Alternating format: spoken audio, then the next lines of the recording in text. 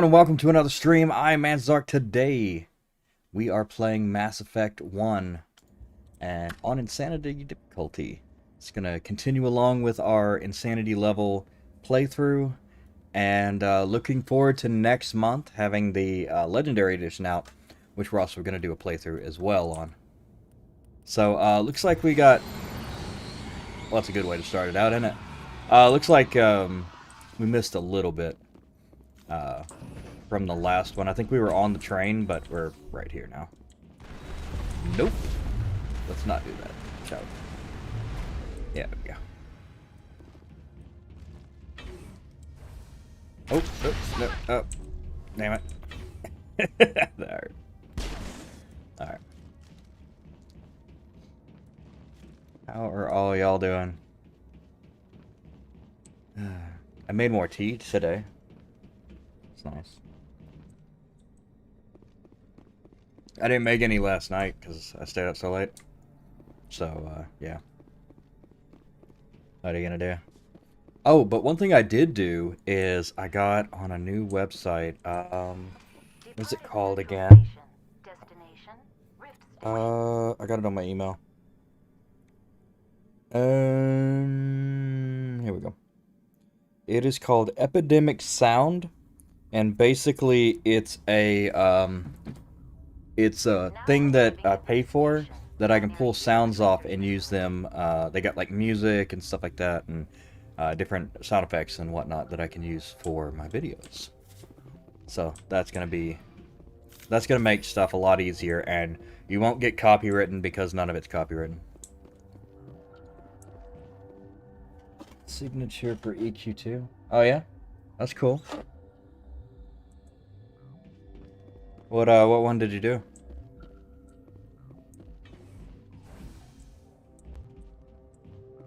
Is this... Okay, this one's the, okay. So we just made it over into the hot labs now. There's a hot labs over there. So we gotta go up and talk to the people. And this time we're gonna go down and actually do the, what do you call it? The quest where you,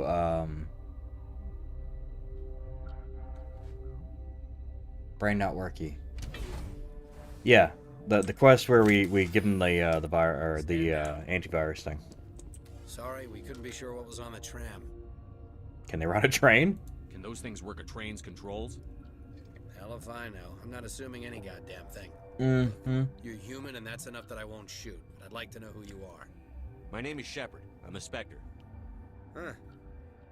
I won't look a heavily armed horse in the mouth. The aliens Spectre. overran the hot labs last week. Only Han Olar got out, and he ain't all there anymore. The first we knew, the bastards were clawing into my command post. We had a lot more staff then. What are they? We've never seen anything like them. What do you know? I'm no xenobiologist. They're fast, vicious, and there's a hell of a lot of them. The board sent an Asari to clean up the mess. She went to the hot labs yesterday. We haven't heard from her since. See what I'm not gonna let any of your people die. All I can do is hold out here and protect the civilians. There's an emergency elevator out by the trams. This card will let you activate it. Can take you down to the hot labs. Oh, and if you need any first aid, Dr. Cohen's downstairs in the med bay. Tell me about Rift Station. I can't talk about everything. What do you need to know? Tell me about the defenses here. Fair enough. Secure enough that you shouldn't poke in corners. I was just impressed with your operation. Being able to weather a week of assaults is no mean feat. Only the best get assigned to high-security facilities like this. What impresses me most is the turrets, alarms, and cameras. They're all routed through a central location out by the quarantine labs. One guy can lock down the whole facility. The security hub's the last logical fallback, and we'd have cover from the turrets all the way. What kind of research is done here? Beats me. I'm not supposed to know. So long as people don't start dying, it's not my problem. Fair enough. What can you tell me about the aliens? I've been security for. Ask Dr. I know the Omar. questions. He's the only one who made it out of the hot labs. He's the only Volus I left. got the right pants this time. My wizard accidentally got the... Oh, that sucks. Edgar Cavan's quarry. Had to get a guild member to help me sense the boss I needed to kill was healing faster than my DPS. Oh, you mean the first one? The big like thing that's fighting the other things, and then he turns hostile.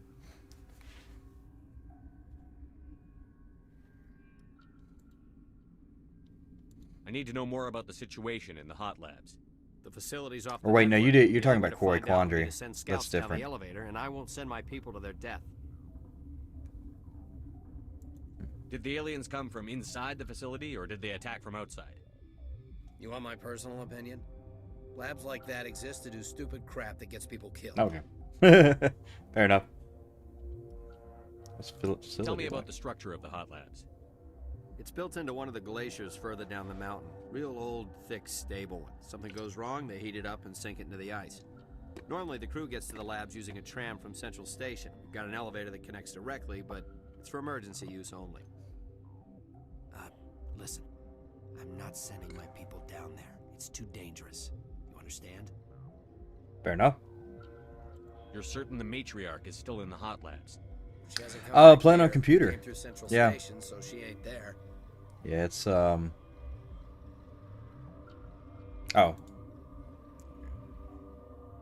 How are your people holding up? We weren't expecting the initial wave. Yeah, don't do any Man mods or inside. anything like that, but yeah, playing it We on lost some computer. good people. Those of us left are shorthanded. Gonna We've kept order by long take the shifts same and character slams. over to I don't like it, 2 but I and don't see 3. an alternative. All right, I think we've talked enough for this guy. I've got work to do. Yeah, I hear that. Hell! Man the perimeter! Go, go, go! Go, go, go! There we go.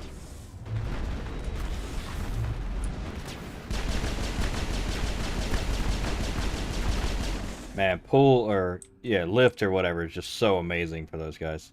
All targets down.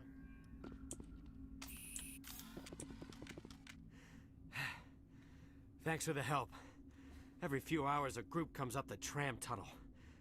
It's actually better since we locked down the elevator. Kind of a futile attack. They always attack here? It's an obvious kill zone. Their only other option is over the mountain and down through the ducts, and they freeze like everyone else. Mm-hmm. I don't know why they keep throwing themselves against our defenses. Even animals should learn not to stick their noses where it hurts. Fair enough. I'd kill for a P204. Hold down the trigger and zap. Always What's that? P204. I have no idea what that is, but it sounds funny. All right. We're gonna try to talk to everybody we can here. Where did they come from? Were they in... You're not gonna go to the hot labs, are you? You're not gonna go to the hot labs. That's exactly where I'm going. Just because.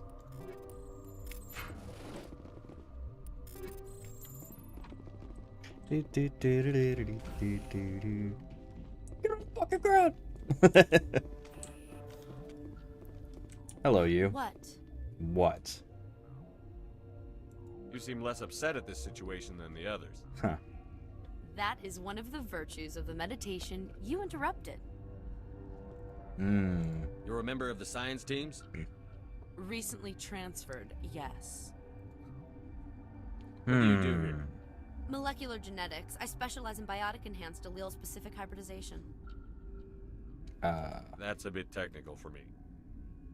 I am very good at tracking inherited variations in genetic sequences. I'm sure you would find it quite dull. Inherited variations in genetic sequences. Tell me about yourself. I am Alestia Alice from the University of Arrayas. Is there anything in particular you want to know, or should I just spout random facts? Inconsiderate much? Did I interrupt something? I was meditating. I suppose to a species as brash as yours, it would appear to be inattention. Do you know Matriarch Benezia? Do you know President Huerta of Earth? I did not think so. That's actually funny. Benezia passed through here. You didn't see her? I saw her. You asked if I knew her. I do not. That's all for Smartass. now. Then, Science pukes. gotta smoke?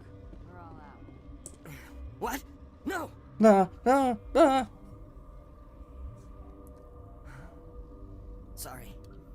much sleep since the attack. Yeah, is there something you need?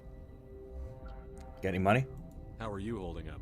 It would be petty to complain after showering off a coworker's brain. None of us have had enough sleep since the attack. Ooh. Of course, not all of us have guns. Showering off a I'm coworker's looking for brain. a sorry. Sorry. Well, there's Dr. Ayalis over there. There's also our guest, Lady Benezia. Captain Ventralis might know where she is. Hmm. What do you do here? I'm a toxicologist. I can't talk about my work. Not that I'm doing anything since the accident. There was an accident here? I can't talk about what happened. Not here. Too public. Talk to Dr. Cohen in the medical ward. He was the project lead. Yeah, sure. What do you know about the hot labs? Nothing. I didn't work there. As far as I know, Han Olar was the only survivor. Hmm. Is he in the medical ward? No, he's staying in the science team's quarters. Be gentle with him. He had a trying experience. Fair enough. What sort of work do you do here? I can't say. I signed a non-disclosure agreement. If we survive, I'd like to keep my job. Hmm. The location is terrible, but the pay is better than any other commercial lab. You're not happy on Peak 15? The outside world doesn't Yeah. exist here, just walls of ice and rock. There's only the work, the discovery. It's easy to forget why science is guided by ethics. Maybe we're paying for that now. Hmm. I'll talk to you later. Remember to report any suspicious noises. Any suspicious noises. That lady farted. My bad. My bad. Get. Ashley, get out of my way. What are you doing?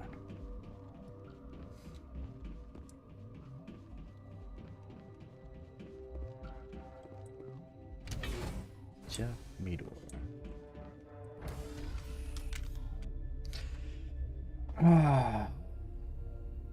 Oh yeah, absolutely, yeah. I think I've already got it pre-ordered. Yeah, we're gonna do a run through of that. I want to try and get all 3 games done, and then so that way we'll have some sort of like version to you know, to put them up against once we finish up. You came to find out about them, didn't you? You mean the aliens? You mean those... Does he have a things out there? lightsaber? Yes. He's got a lightsaber. I'm the only survivor from the hot lab, you know. I need to know more about those things out there.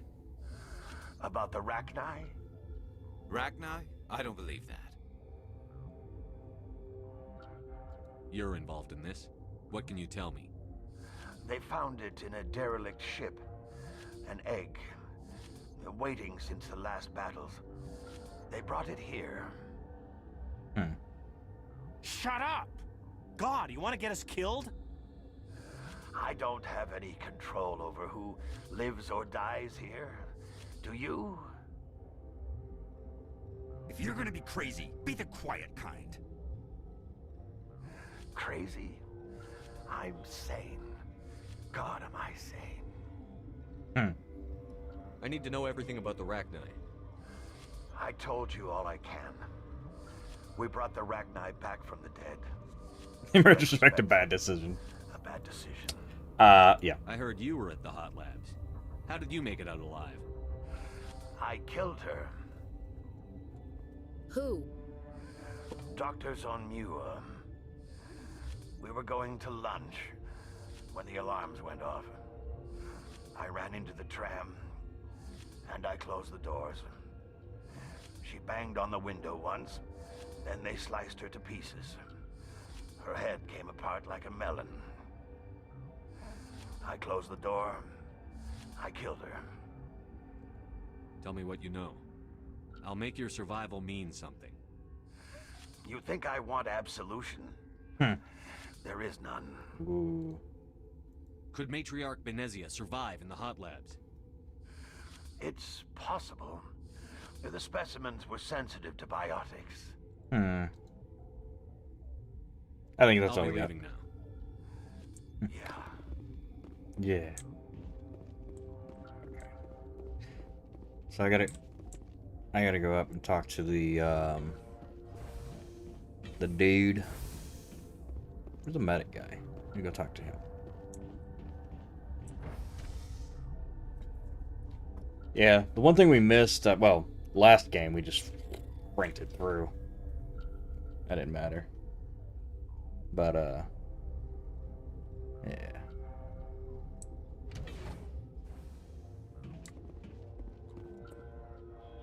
You.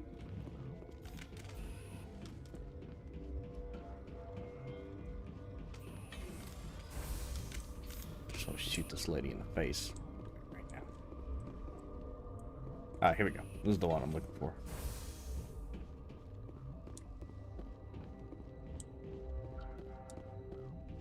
There we go. This system is online and ready to provide emergency services.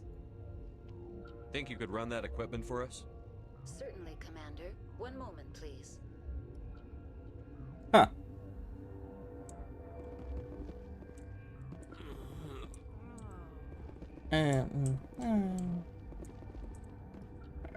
What do you want? Were they attacked by the aliens? They're suffering from a toxin. There was an accident. I have a non-disclosure agreement. I shouldn't discuss it with anyone outside of the company. But you want to. But you're going to, because I might be able to help.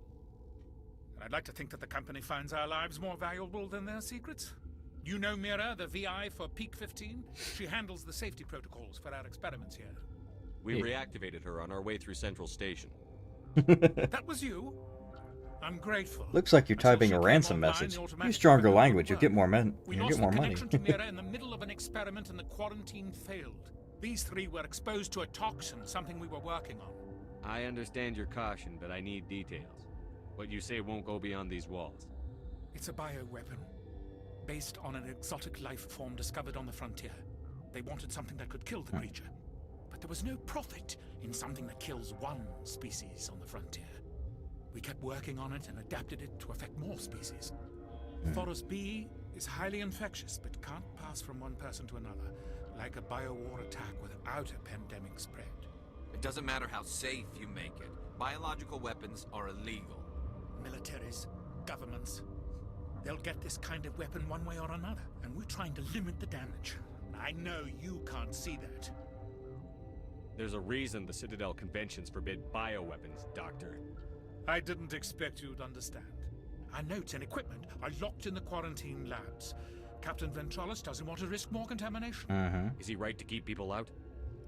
No, the toxin has a brief period of viability. After that, it breaks down into simple protein chains. But he won't listen to me. I'll talk to him. Maybe I can convince him to let me try. I can't ask you to do this officially, but if you can do anything, I'd appreciate it. Yeah. Talk to you later. I hope you can do something. Shoot you in the head.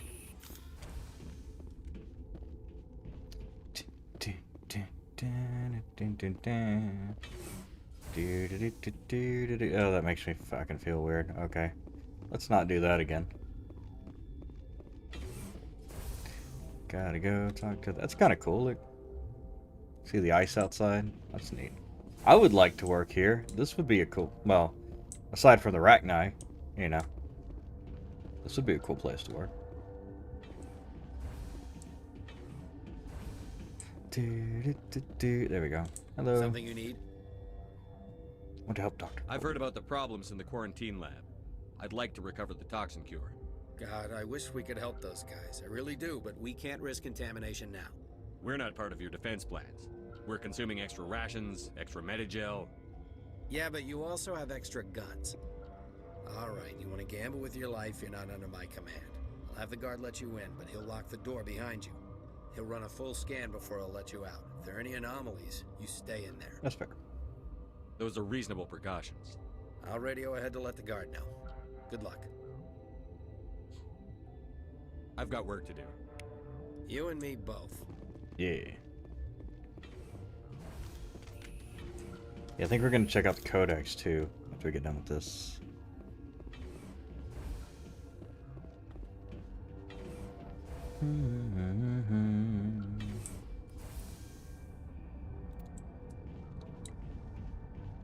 Oh, I see. That was a sign I was reading.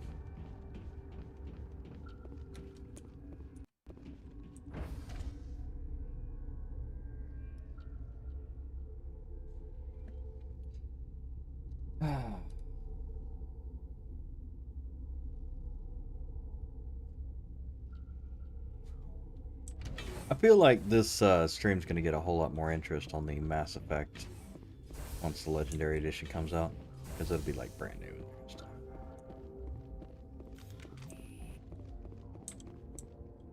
You're not part of the crew. I have Ventralis's permission to go in there. Yeah, he radioed. He also said you have to prove you're not contaminated to get out. You got a death wish? You should stand watches on the barricade. Yeah.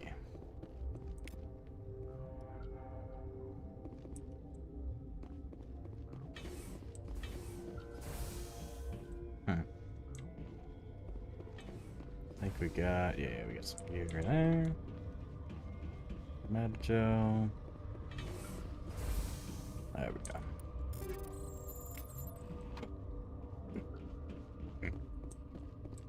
Alright.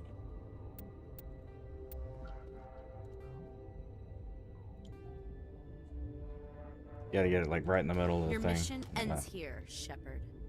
What the hell?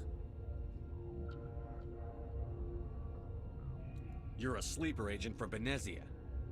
I was ordered to eliminate you should the opportunity arise. And here you are, trapped in this lab. Weapons free!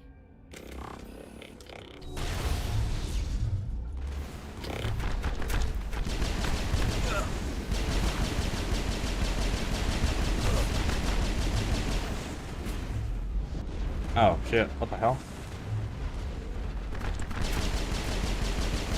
Shit. Alright, look, there we go. I was like, I need you to stop. Whatever the hell you're doing. Cool. Area secured.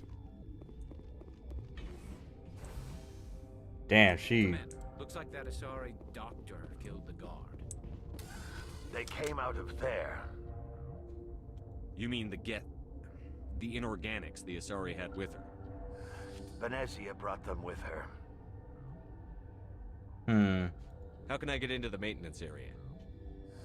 A team lead would have access. Like Dr. Cohen. He's in the medical bay. Huh? I'll be leaving now. Yeah.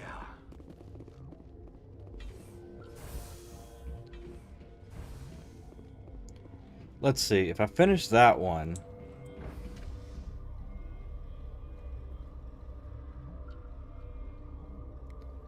I think the lady's not gonna be...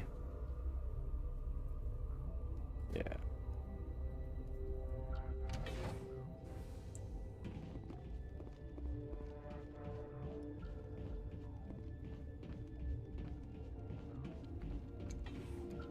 I think if I go down to the hot labs, that's when they're gonna get wild.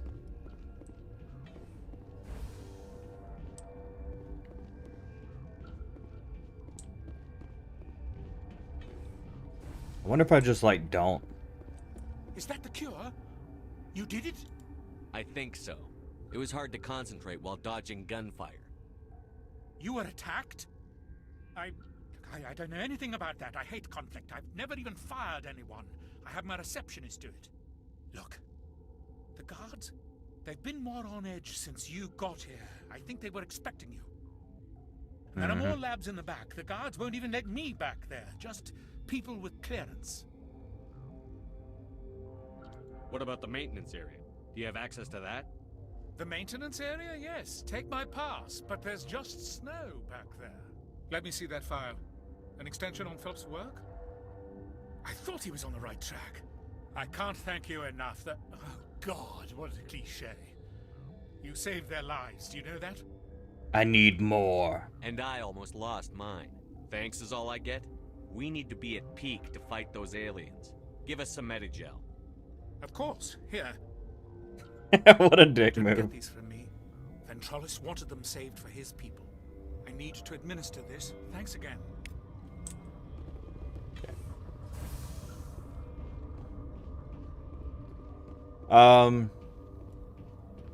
Yeah, I mean, we'll still go down to the hot labs. I mean, the fight is interesting enough to go do.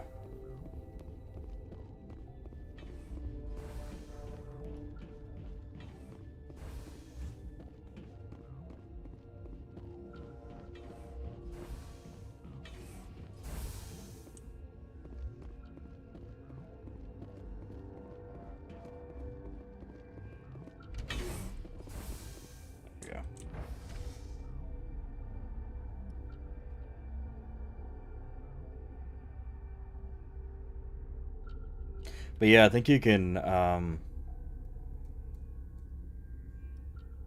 wonder how it'll be different, though, like, if you don't kill everybody on peak 15, but I don't know.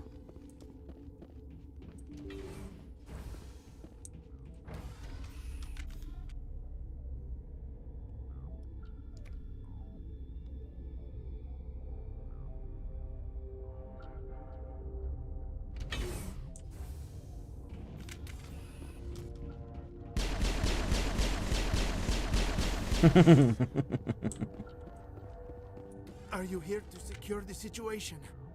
That's right. I'm a Council Spectre. Who are you? I am Yaroslav Tartakovsky, the operations director. I would stand and shake hand, but you must listen to me. If we do not contain our mistake, they will drop bombs from the battle stations. You understand?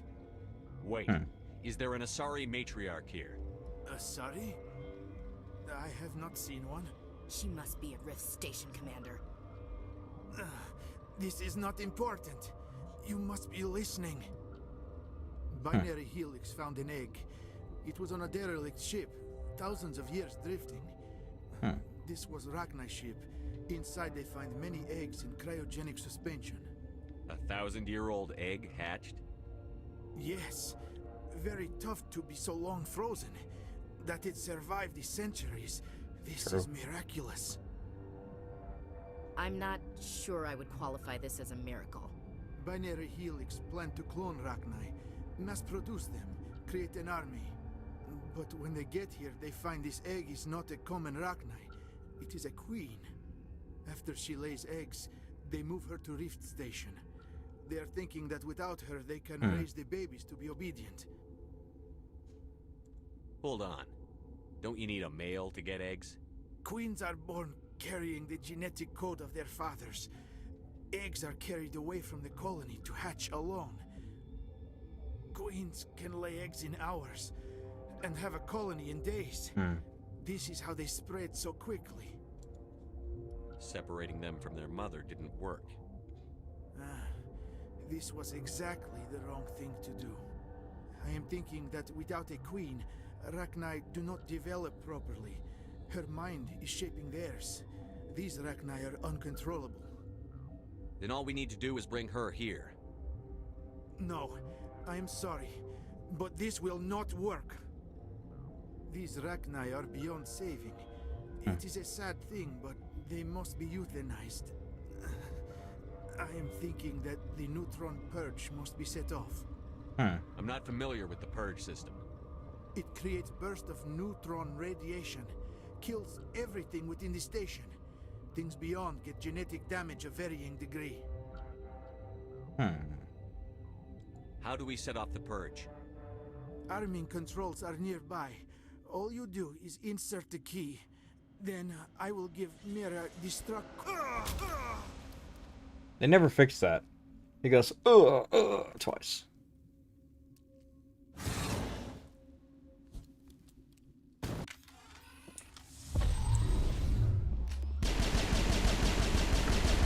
Powering up. There we go. Perimeter secured. Yeah. What up, Mira? Connecting. I have full access to the facility and am at your disposal. Neutron purge. Activate the neutron purge. I'm sorry, but I can't do that without proper Actually, authorization. Yeah. Sic semper That is not the correct. Please report to security for arrest and interrogation. Arrest and interrogation. Is there an Asari here? There are no Asari visible to my remaining internal sensors. How many Rachni are in here? I'm sorry, the sensor network is too damaged to Fair provide enough. an accurate count. Give me your best guess. Guessing is beyond my design parameters, Commander. What's the status of the facility? Containment breach in Laboratory Pod Gamma. The neutron purge system is functional, but has not been armed. Activate the neutron purge. I'm sorry, but I can't do that without proper code authorization.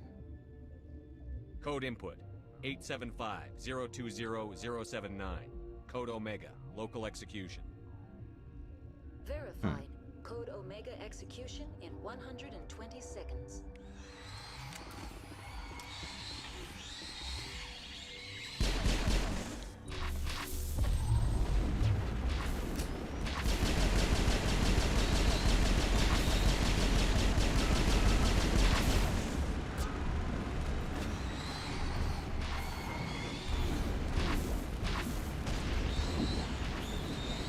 Holy crap.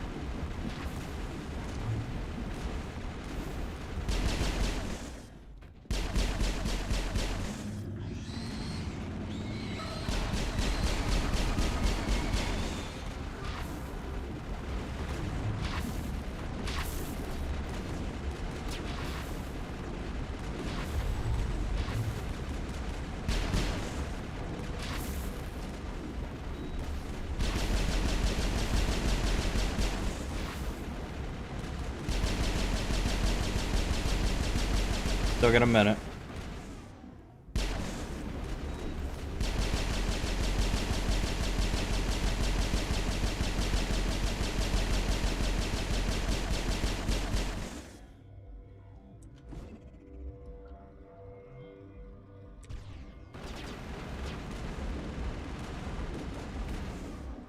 Nice.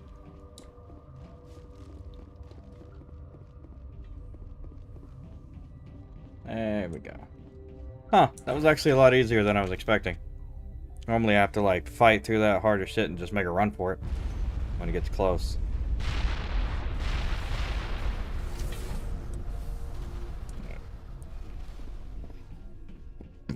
Yeah.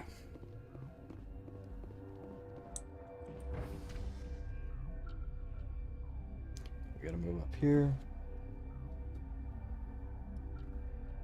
Ooh, see one in there I want. Yes. Very nice. Which is actually Czechoslovakian and not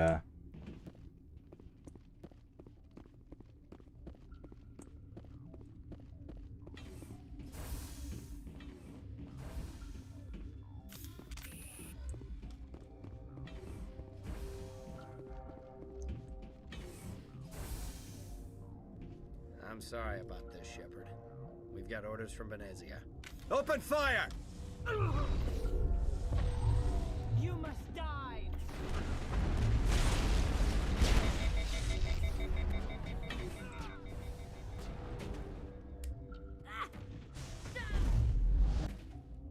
Hmm.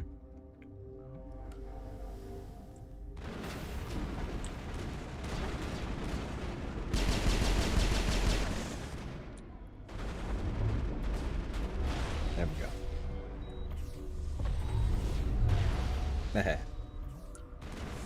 Boop.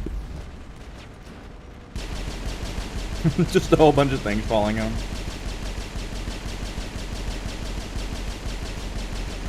Perfect.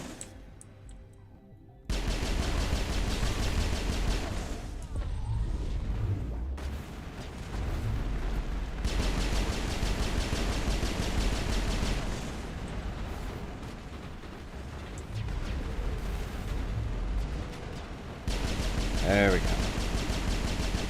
Got him.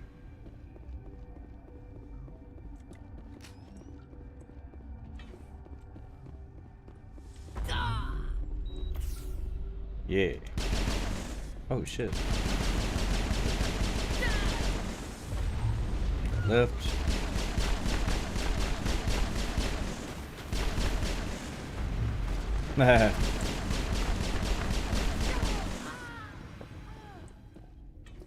What if that other dude is chill?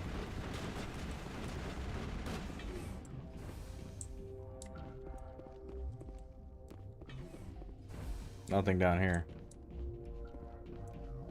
Oh, okay. That's when we go ask Mira to be like, hey, make it work. Medical kits, forget all that. Alright, bet.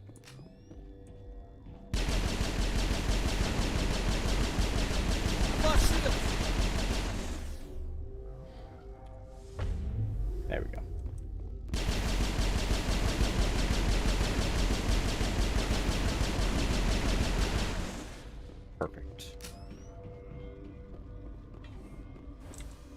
Let's go down too. We'll go down like... Actually, yeah, we'll go down. That way we can bypass some of these enemies.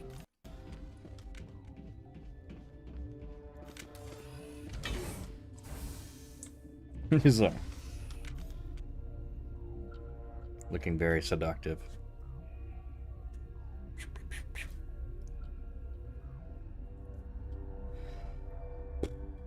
What up? Hello, person. How's it going? Oh shit. Will I get a you know too much speech? Shut up. You must die. I'll kill you. Oh shit. You got like just... You got like tossed through the fucking ceiling. That was cool.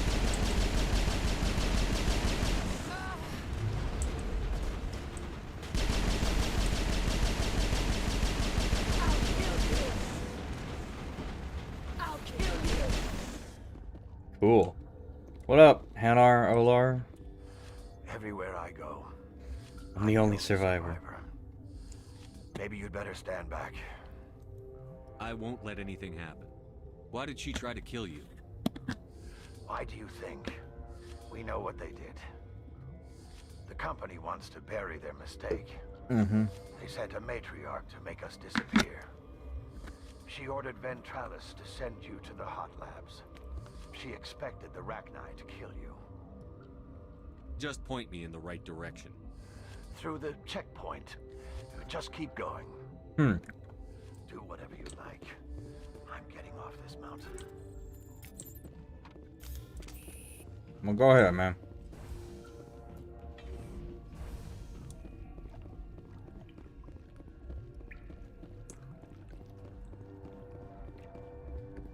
Why did it pick up me chewing? Like, I'm literally far away from the mic.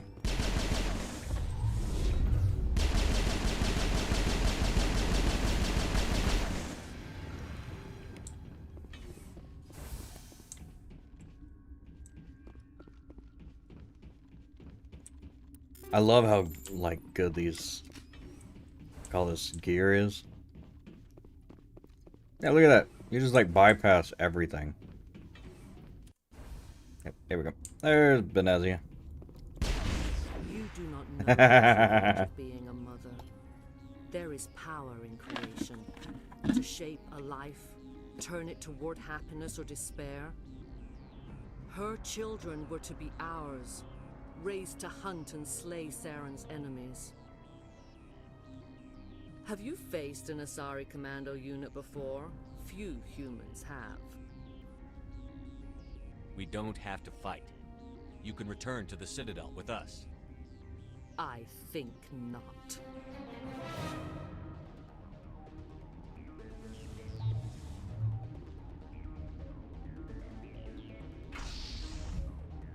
How are you gonna get like a... How are you gonna make another adept? How are you gonna put them in stasis? Boop.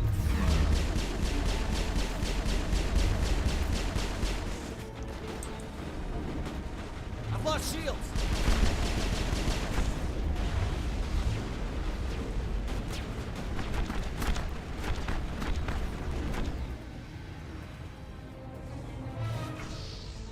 There we go.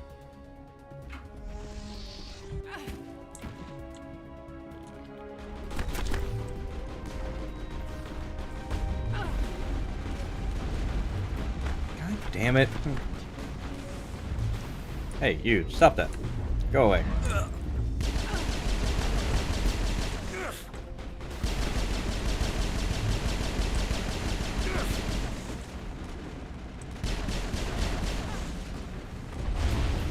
Bloop.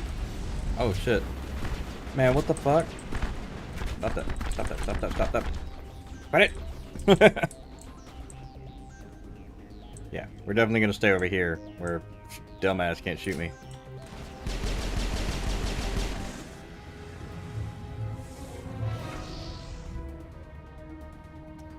She's using a lot of power to open doors. Right?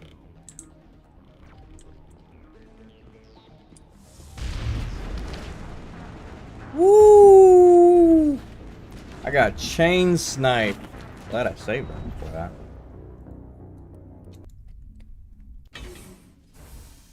Mm-hmm. You do not... Have you faced an Asari command? Ice.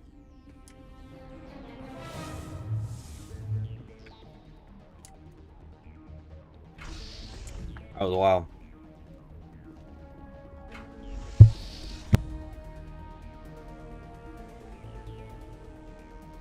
Hostile spotted.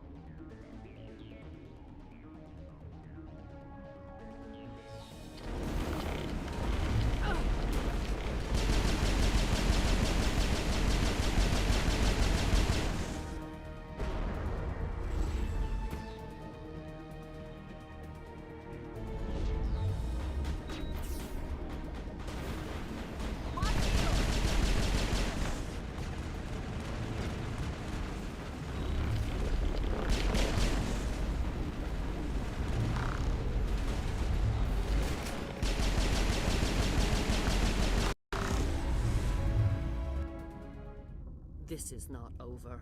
Saren is Oh. unstoppable. Turn the mic off. My First mind time. is Totally filled with totally its nailed it. light.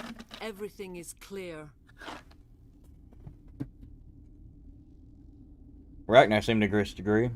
The Rachni didn't cooperate with you. Why should I? I will not betray him. You will. You must listen. Saren still whispers in my mind. I can fight his compulsions briefly, but the indoctrination is strong. Why are you able to break free of his control now? I sealed a part of my mind away from the indoctrination, saving it for a moment when I could help destroy him. It will not last long. So you could turn on me again? Yes, but it would not be my will, Shepard. People are not themselves around Saren. Bet. You come to idolize him, worship him. You would do anything for him. The key is Sovereign, his flagship. It is a dreadnought of incredible size, and its power is extraordinary. What's this girl talking about?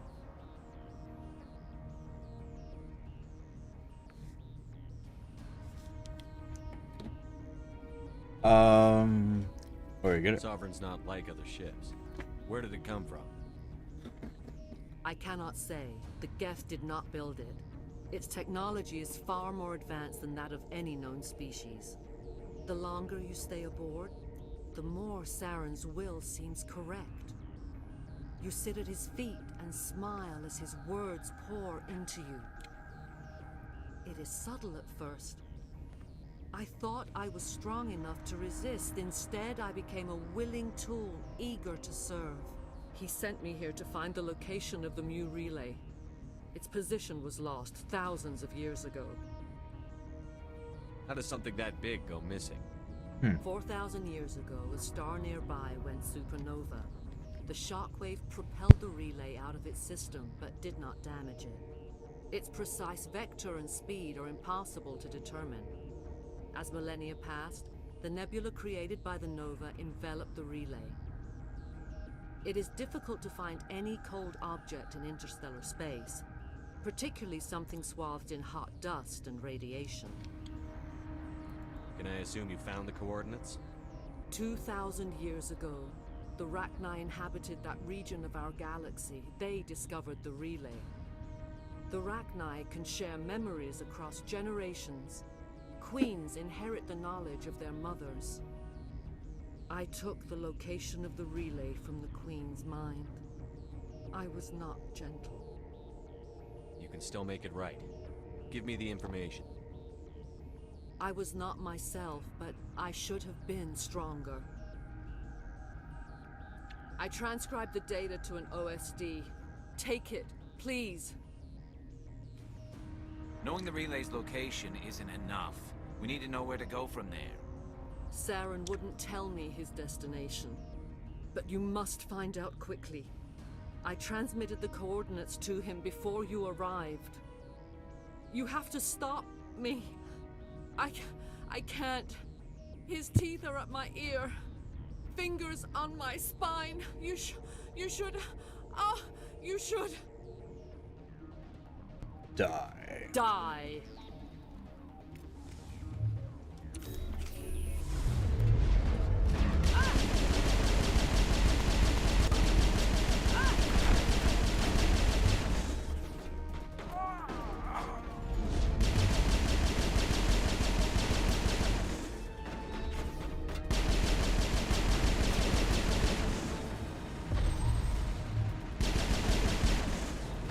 Boop. Just gotta give him a little boop sometimes.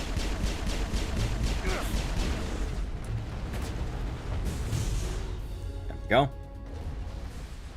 I cannot go on. You will have to stop him, Shepard. Hold on. We've got Metagel. Maybe we can... No. He is still in my mind. I am not entirely myself. I never will be again.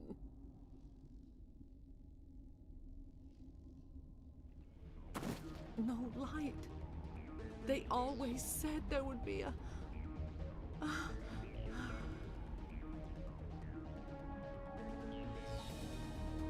You think it's fan service, the reason she just got like tits out to here? I don't know. What? Why is my... That's weird. My screen was all wobbly. This one's super cool.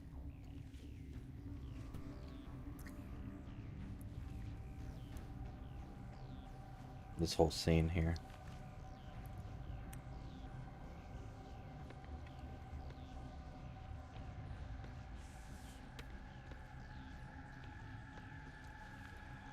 Of course, none of the other people notice.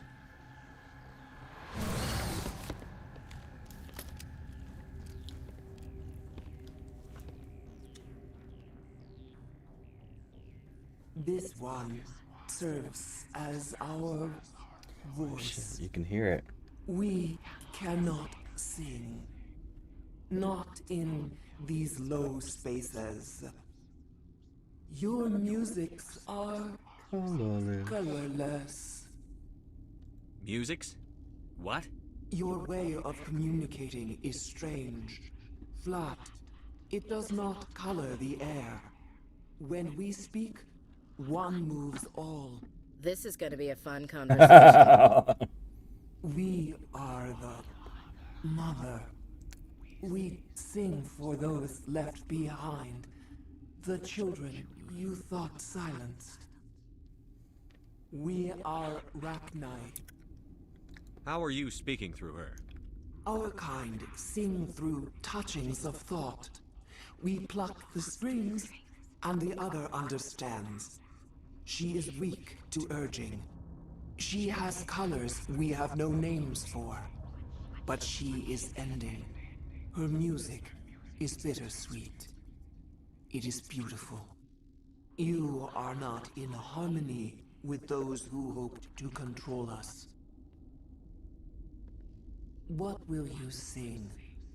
Will you release us? Are we to fade away once more? Commander, I don't trust this thing. We know its kind are killers. The tank is rigged with acid. I recommend using it. If you kill her, you consign an entire race to death. We should let the Citadel Council decide her fate. Your companions hear the truth. You have the power to free us, or return our people to the silence of memory.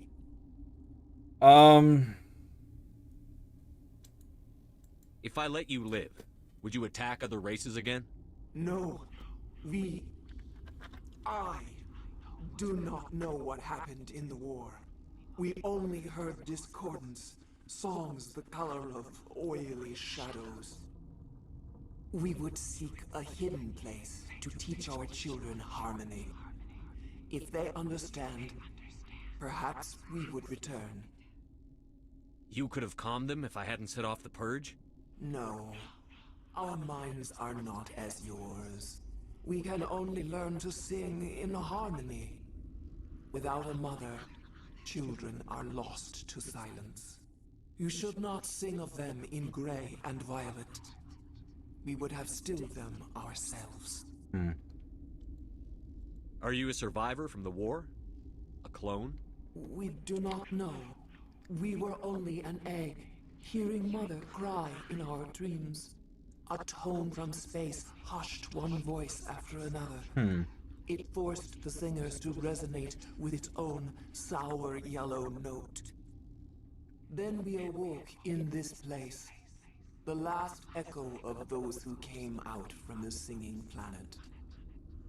The sky is silent. I won't destroy your entire race. You'll go free. There's a reason their kind were hunted to extinction. It's better to be safe than let a dangerous race loose. Their kind? Interesting choice of words, Chief. I don't want to trust the safety of my little sisters to this alien. It's better to be sure. You will give us the chance to compose anew? We will remember. We will sing of your forgiveness to our children.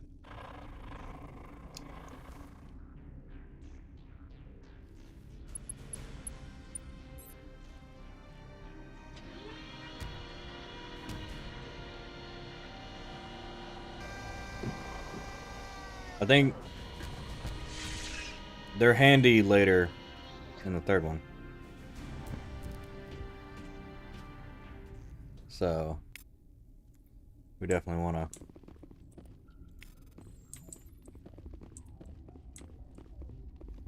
to save them for later. All right, man.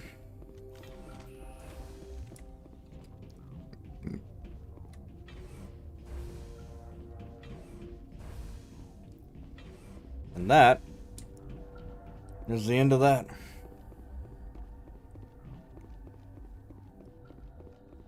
Yeah.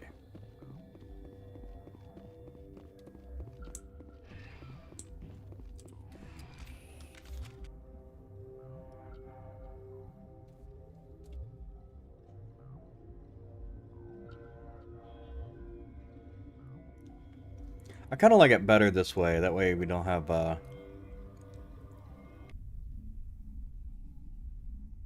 it all kind of flows a little bit better if you get what's your name last. What's our next move, Commander? Head for the Mu relay? Not so fast. The Mu relay could link to dozens of systems.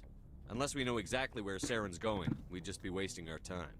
The commander's right. We can't rush off blind. We need more to go on. What about Liara Tassoni? The matriarch's daughter. Isn't she some kind of expert on the Protheans? Yeah, right. Her mother was working for Saren. I bet she is too. But Nezia helped us in the end. Maybe Liara will too. At the very least, we should head for the Artemis Tau cluster to find her. Who put you in charge? Did the commander resign when I wasn't looking? We're all on the same team here, Williams. She's just trying to help. Sorry, Commander. Oh, that happened again. We're done here. Crew, dismissed. Novaria report is away, Commander. You want me to patch you through to the Council? Yeah. Patch him through, Joker. Setting up the link now, Commander. Is this report accurate, Commander? You found Rachni on Novaria? And then released the Queen. Do you have any idea what you've done?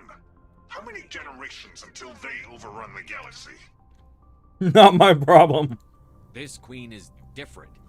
She understands why her kind had to be wiped out last time around. I hope you're right, Shepard. My children's children will pay the price if you're not. We'll be waiting for your next report, Commander. They're kind of chill for having released the Rachni.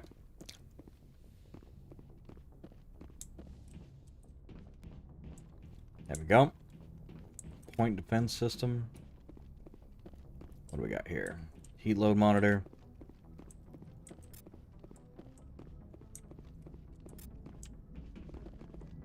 Boy, am I glad to be off of Novaria. I don't know which was worse, the cold or the corporations. One will freeze your balls off, the other will sell them out from under you. With all due respect, Commander. How's the Normandy performing? Is she everything they said she'd be? She's the best ship in the fleet. The Normandy's probably too much ship for your average Alliance pilot, Commander. Lucky for you, I'm anything but average. I like to know my crew. Mind if I ask you a few questions? I can see where this is going. Oh. Top of my class in flight school, I earned that. All those commendations in my I can't have you on this ship if you're going to infect my crew. Infect the crew? Okay. I've got even with the Normandy in my hands, and I'll make her dance for you. I have to go. All right, see ya. See ya.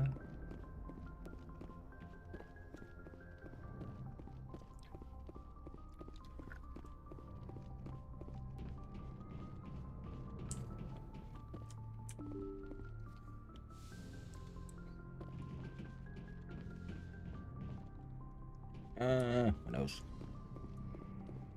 There we go. Oh, Caden. What up?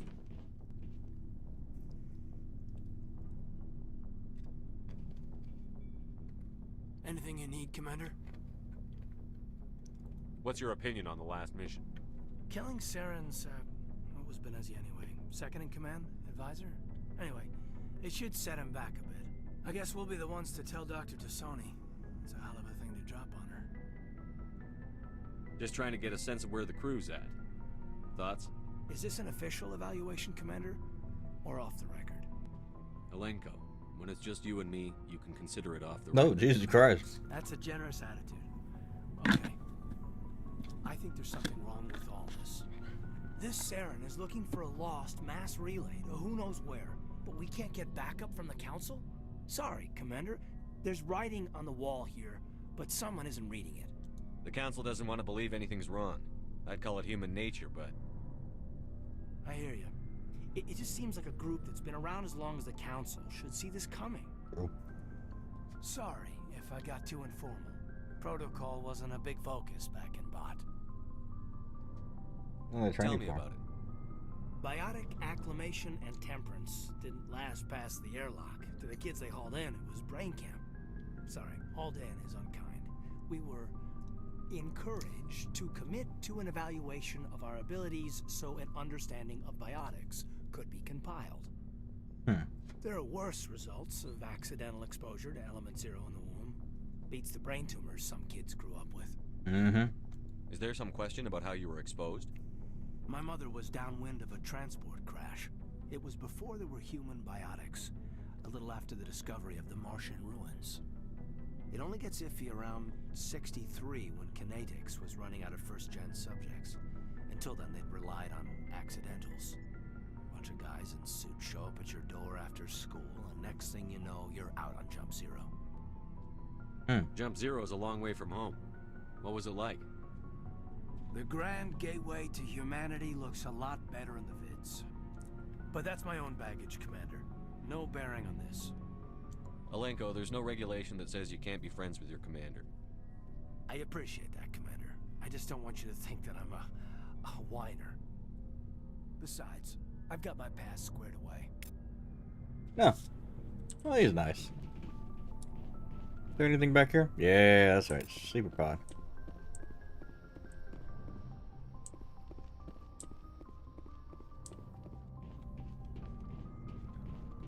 That's going to be interesting to read. What if we all go into stasis when we're doing the personnel manual? That's cool. Got a little backstory on Caden. Pretty sure you can't do gay relationships in the first one. They, of course, added that in the second one, the third one, so you want to watch out on those if you're not trying to do that. You might just be friends and suddenly you're Caden showing up at your end credits. It won't be long now. Saren's good, but I'm better. Good. He's rotten. To the core. I could tell as soon as I met him. Why didn't you tell me this sooner? I would have if I thought it was important. I think I'd like to hear about it just the same. This was a while ago. A bunch of mercs were bragging about a job out near the edges of the Terminus systems. They said it paid well and the boss was never around to ride them. They said he was looking for more men, too. So I checked it out. I didn't know Saren was openly recruiting mercs. It wasn't that open, and he only showed his face once. We'd been raiding ships in the area for months when we took out this massive cargo freighter. Our biggest haul yet. I was on board checking bodies for valuables, looking for some extra credits. That's when I saw him. What did Saren want with the ship? I don't know what he wanted. He was just moving through the ship, watching. A couple of the mercs called him by name, but he never spoke to them. Never spoke to anyone. I had a really bad feeling about him, so I got the hell out. Didn't even wait to get paid. That's the only time you saw him? Yeah. Didn't even know who he was. Still wouldn't if I hadn't joined up with you. But my instincts were right. Every other merc on that mission turned up dead within a week. Huh. Every damn one. I see. So long, Rex. So long, Rex. Coward. Commander, how are you? Why did you want to be a CSEC officer in the first place? That's a good question. There were several reasons, I guess. Like what? Probably the same as most officers. I wanted to fight injustice, wanted to help people. I guess my father had something to do with it too. He was CSEC, one of the best. I grew up hearing about his accomplishments or seeing his picture on the vids after a big arrest. He's taking my resignation pretty hard. That's tough, but you'd think he'd be impressed you're going after Saren. My father's a CSEC man to the bone. Do things right or don't do them at all, he says. He thinks I'm being too rash, too impatient. He's worried I'll become just like Saren. He actually talked me out of becoming a Spectre when I was younger, for the same reasons. You were asked to be a Spectre? Well, I was targeted as a possible Spectre candidate. Me and about 1,000 other Turian military recruits. I could have received special training, but my father didn't like it. He despises the Spectres. He hates the idea of someone having unlimited power with no accountability. He wouldn't like you, Commander. No offense. I suppose I can understand his concern. You can, but Saren's not going to play by our rules, CSEC's rules. If you want to nail Saren, you need to send someone who isn't restricted by policies and procedures. Don't get caught up in the details, Garrus. We'll find him and then we'll stop him. That's all you need to know. Good point. Thanks, Commander. Yeah. Not sure that's all he needs to know, but, you know, whatever. Commander, you have a minute to talk? What up, baby? I keep Going on, girl? Policy. If you have any concerns, lay them on me. All right. I know things are different aboard the Normandy, but I'm concerned about the aliens, Vicarian and Rex. all due respect, Commander, should they have full access to the ship? They may not serve the Alliance, Chief, but they're allies. At least as far as Saren goes. This is the most advanced ship in the Alliance Navy. I don't think we should give them free rein to poke around the vital systems. Engines, sensors, weapons. Wait, why is she not worried about, Tali? You don't trust the Alliance's allies? I'm not sure I'd call the Council races allies. We, humanity, have to learn to rely on ourselves. Standing up for ourselves doesn't mean standing alone. I don't think we should turn down allies. I just think we shouldn't bet everything on them staying allies. As noble as the Council members seem now, if their backs are against the wall, they'll abandon us. I don't see that as inevitable. Look, if you're fighting a bear and the only way for you to survive is to sick your dog on it and run, you'll do it. As much as you love your dog, it isn't human. No. It's not racism, not really. Members of their species will always be more important to them than humans are. Nah. I'd fight that goddamn bear. Not gonna stick my dog. These seem like deeply held beliefs, Williams. What made you think this way? My family's defended the Alliance since it was founded. My father, grandfather, great-grandmother, they all picked up a rifle and swore the oath of service. I guess we just tend to think of Earth's interests as our own. All right. I can see where your concerns are coming from, Williams. But this is a multilateral mission. You're going to have to work with aliens, like it or not. It won't be a problem, Commander. You say jump, I say how high. You tell me to kiss a Turian, I'll ask which cheek. I'm glad there won't be a problem. Anything else you need, Commander? What's your opinion on the last mission? You mean the Rachni, right? Like I said, the Rachni are dangerous. They proved that 2,000 years ago. I think it was a mistake to let them go. But that wasn't my call to make. It was yours. You know, when we pick up that Asari scientist, we'll have to tell her we killed her mom. That's gonna suck. Just saying, Commander. We'll talk later, Williams. True. Looking forward to it, sir. What's back here? Oh, okay, just plates to make sure things don't fly out if the door's open. That's probably for the best. Looking for supplies? Yeah, what do you got? Not right now. Oh, No whoops. problem. Keep checking back. Looking for supplies? Let's see what you've got. You bet, Commander. Alright, what do we got?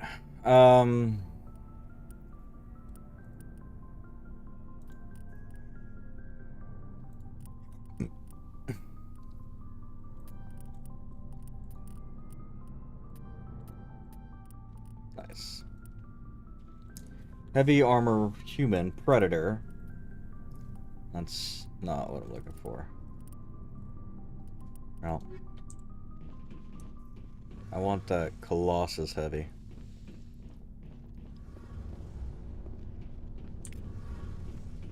Oh, hello, Shepard. Are you wrong? okay? I don't know. Your ship is amazing, and your crew's been really great to me, especially your chief engineer. But I just sort of feel out of place. The Normandy runs so smooth it feels like we're not even moving, and the engines are so quiet. How do you sleep at night? The silence wakes you up? Back on the flotilla, the last thing you want to hear is silence. It means an engine's died or an air filter shut down. I guess you don't have to worry about that here. But old habits die hard. But it's more than just the silence. This ship feels so empty. It's like half the crew is missing. Back home, I couldn't wait to go on my pilgrimage. I couldn't wait to get away from the crowds. Now that I'm out here, I kind of miss them. Sometimes we don't appreciate what we have until it's gone.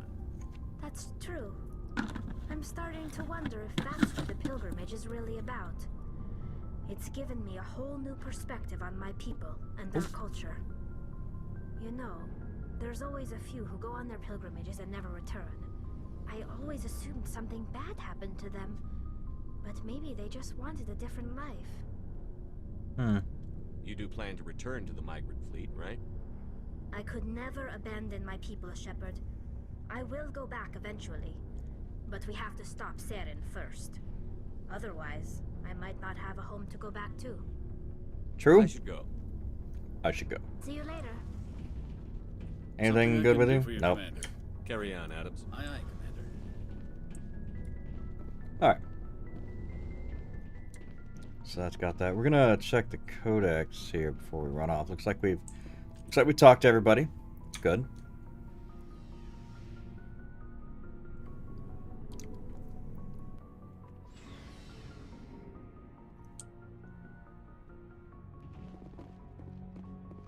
You know what? Let me go refill my replenishment. There we go. What about you, huh? Yes, Commander? Is there some... Goodbye, Commander. You got just regular things. Cool. Dr. Chakwas. Chakwas.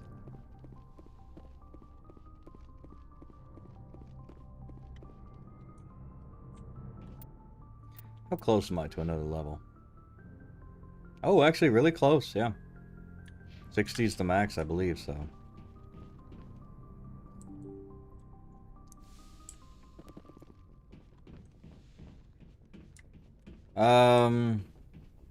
Presley, you got anything? Yes, Commander? Carry on, Presley. Yes, sir. Alright, nothing there.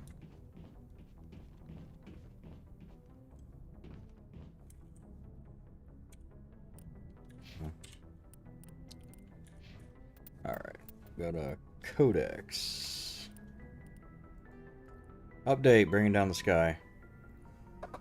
Human cultures remain linguistically divided. Some converse in Spanish, others in Mandarin, Arabic, Swahili, etc. Every alien race has their own equally broad panoply of languages and dialects.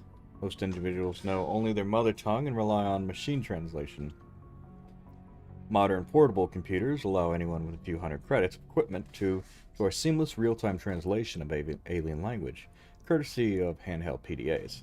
Computers and clothing or jewelry, or subdermal implants without fast and accurate translation. Galactic trade and culture could not exist. Governments provide subsidized software updated through the public extranet on the fly, often as users approach the spaceport customs facilities. Even the Batarians, who isolated themselves from galactic society nearly 2 decades ago, take pains to provide up-to-date glossaries and linguistic rules. Though most suspect it is only so they can continue exporting propaganda. It is still considered broad-minded and practical to be able to speak without the machine aid. Children often take courses in angling language. Most races can speak with simplified artificial trade tongue with little difficulty. Some species must rely on machine translation to interact with the rest of the galaxy. Hanar, for example, cannot reproduce the spoken language of any humanoid species, and other races cannot reproduce Hanar or bioluminescence without mechanical aid. Newly discovered or obscure races don't have the machine translation available until the linguists have had time to study them. Huh, neat.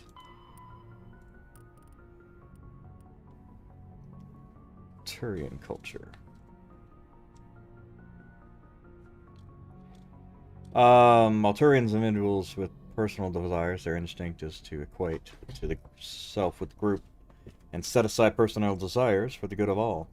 Turians are taught to have strong sense of personal accountability, the Turian honor that other races find so remarkable.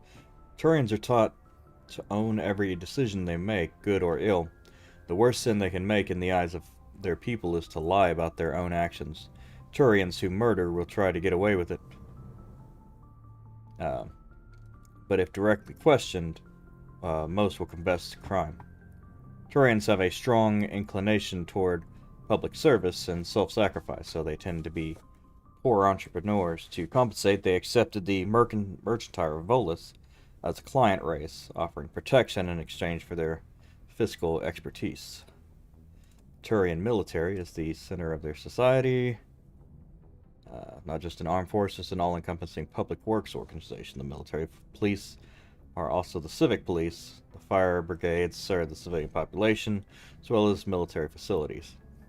The Corps of Engineers builds and maintains spaceports, schools, water purification plants, power stations. The merchant marine ensures that all worlds get needed resources. Although they lack the brutality of Krogan, the skill of the Asari, and the virtuosity of the humans, the Turian military has a formidable discipline. Offers and NCOs are lifers with years of field experience. Enlisted personnel are thoroughly trained to stay calm under fire. Turian units don't break. Even if their entire line collapses, they fall back in order, setting ambushes as they go. Popular saying holds, you will only see a Turian's back once he's dead. Boot camp begins on the 15th. On the 15th birthday, soldiers receive a year of training before being assigned to the field. A year? God damn. Officers train for even longer. Oh, that's good. Good to see. Most serve until the age of 30, which is the point they become part of the reserves. Even if they suffer injuries preventing frontline service, most do support work behind the lines. Biotics are uncommon, while admired for their exacting skills. Biotics' motives are not always fully trusted by this common soldier. Turians prefer to assign their biotics to specialized teams called cabals.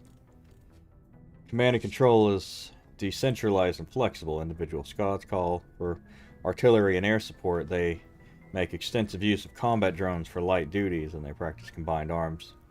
Infantry operates with armor supported by overhead gunships. Strategically, they are methodical and patient, dislike risky operations. Tradition is important. Each legion has a full-time staff of historians who chronicle its battle honors in detail. The oldest have records dating back to the Turian Iron Age. If a legend is destroyed in battle, it is reconstituted rather than replaced. The Turian recruit auxiliary units from conquered or absorbed minor races. Auxiliaries are generally light infantry or armored cavalry units that screen and support the main Turian formations. At the conclusion of their service in the auxiliaries, recruits are granted Turian citizenship. Nice. Oh, wow. Geth Hoppers.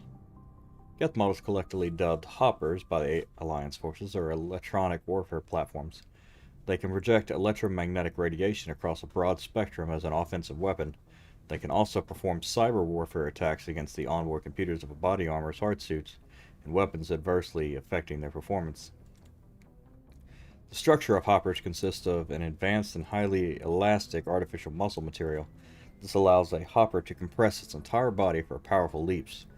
Hoppers also have thousands of molecule-scale barbs on the surface of their hands and feet, which are used to cling to walls and ceilings. Hoppers are very difficult targets, leaping from one surface to another in rapid succession. Quarians have no record of any Geth models similar to Hoppers. This new morphotype must have been developed under the last 300 years by the Geth themselves. It's troubling proof that the Geth are continuing to move towards technological singularity. Experts in synthetic life are intrigued that Hoppers appear to be even more organic than the baseline Geth. Identified subtypes of Hopper have been the codenames Sapper, Stalker, and Ghosts. Krogan Genophage. Genophage is a bioweapon created at the end of the Krogan Rebellion. From the start, Krogan had overwhelmed the Council. Only timely first contact with the Turians saved the Council races. The Turians fought the Krogan to a standstill, but the sheer weight of Krogan numbers indicated the war could not be won through the conventional means. The Turians collaborated with the Solarians to genetically engineer a counter to the rapid breeding of the Krogan. The Genophage virus gained the energy to replicate by eating key genetic sequences. Every cell in every Krogan had to be altered for the weapon to be foolproof. Otherwise, Krogan could have used gene therapy to fix the affected tissues. Once the Genophage strain could find no more genes to eat, it would starve and die. Limiting spin-off mutation and contamination. This created genetic flaw. This created genetic flaw is hereditary. The Solarians believe the Genophage be used as a deterrent, a position the Turians viewed as naive. Once the project was complete, the Turians mass-produced and deployed it. Krogan homeworld. Their colonies in all occupied worlds were infected. Resulting mutation made only 1 in 1,000 Krogan pregnancies carry to term. Did not reduce fertility, but offspring viability. The rare females able to carry children to term became prizes. The Krogan warlords fought brutal battles over. The Krogan are a shadow of their former glory. While the rebellions took place centuries ago, they are constantly reminded of the horror of the genophage and their inability to counter it. The release of the genophage is still controversial, bitterly debated in many circles. Korean economy.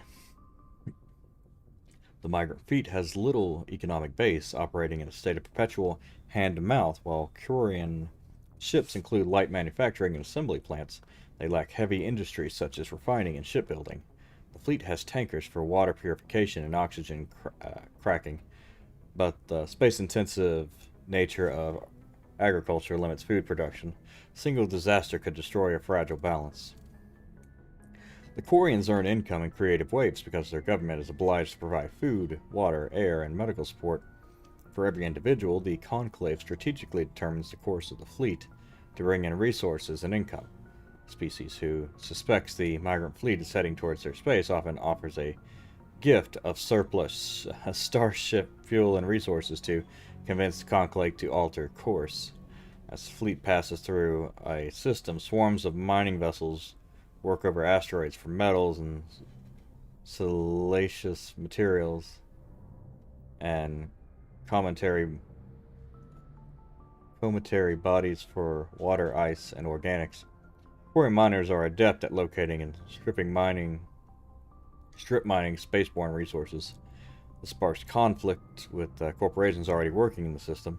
Large mining concerns spend millions on lobbyists and public relations, portraying the Koreans as locusts devouring the resources of the system before moving on. The greatest asset of Koreans is their rarefied skills. Most are experienced miners due to the life of perpetual salvage and repair. They are skilled engineers and technicians. More than once, the very corporations that lobby against the Koreans have made backroom deals with the fleet, arranging for skilled Koreans to fill space engineering jobs and other species would demand higher wages for. Koreans are widely hated among the working classes. Koreans are coming to take our jobs as a common response to the fleet. Oh my god, Koreans are space Mexicans. They took our job. Oh my god. Aw, I love Koreans. I also love Mexicans, so that's the other thing. Due to the Koreans, Jesus Christ, why did I say that? Space Mexicans? God damn it. Due to the Koreans' precarious existence and the need to enforce strict rationing, government is somewhat autocratic. The migrant fleet operations are directed by Admiralty, the Admiralty Board, a board of 5 military officers who are... Yeah. We've read this before, right? Admiralty defers to the Conclave. Yeah, we read this one before. Migrant fleet. Largest concentration of seafaring vessels in the galaxy, sprawling across millions of kilometers. It can take days for the entire fleet to pass through a mass relay. Jesus Christ. When the Koreans fled their homeworld, the fleet was a motley aggregation of freighters, shuttles, industrial vessels, and the odd warship. After 3 centuries, all have been modified to support larger crews as comfortably as possible. As the Koreans achieved stability, they began weeding out the ships least suitable for long-term habitation, selling them and pooling the money to buy larger and more space-worthy hulls, like the Quib. This process is ongoing. The vessels wear out and break down. While some ships enjoy dedicated cabins with full privacy and sanitary facilities, many are former freighters whose cargo bays and containers are pressurized and divided into family spaces using simple metal cubicle bulkheads. The Koreans enliven these austere spaces with colorful quilts and tapestries, which also help muffle sound. Day-to-day operations of the fleet, traffic control, station keeping,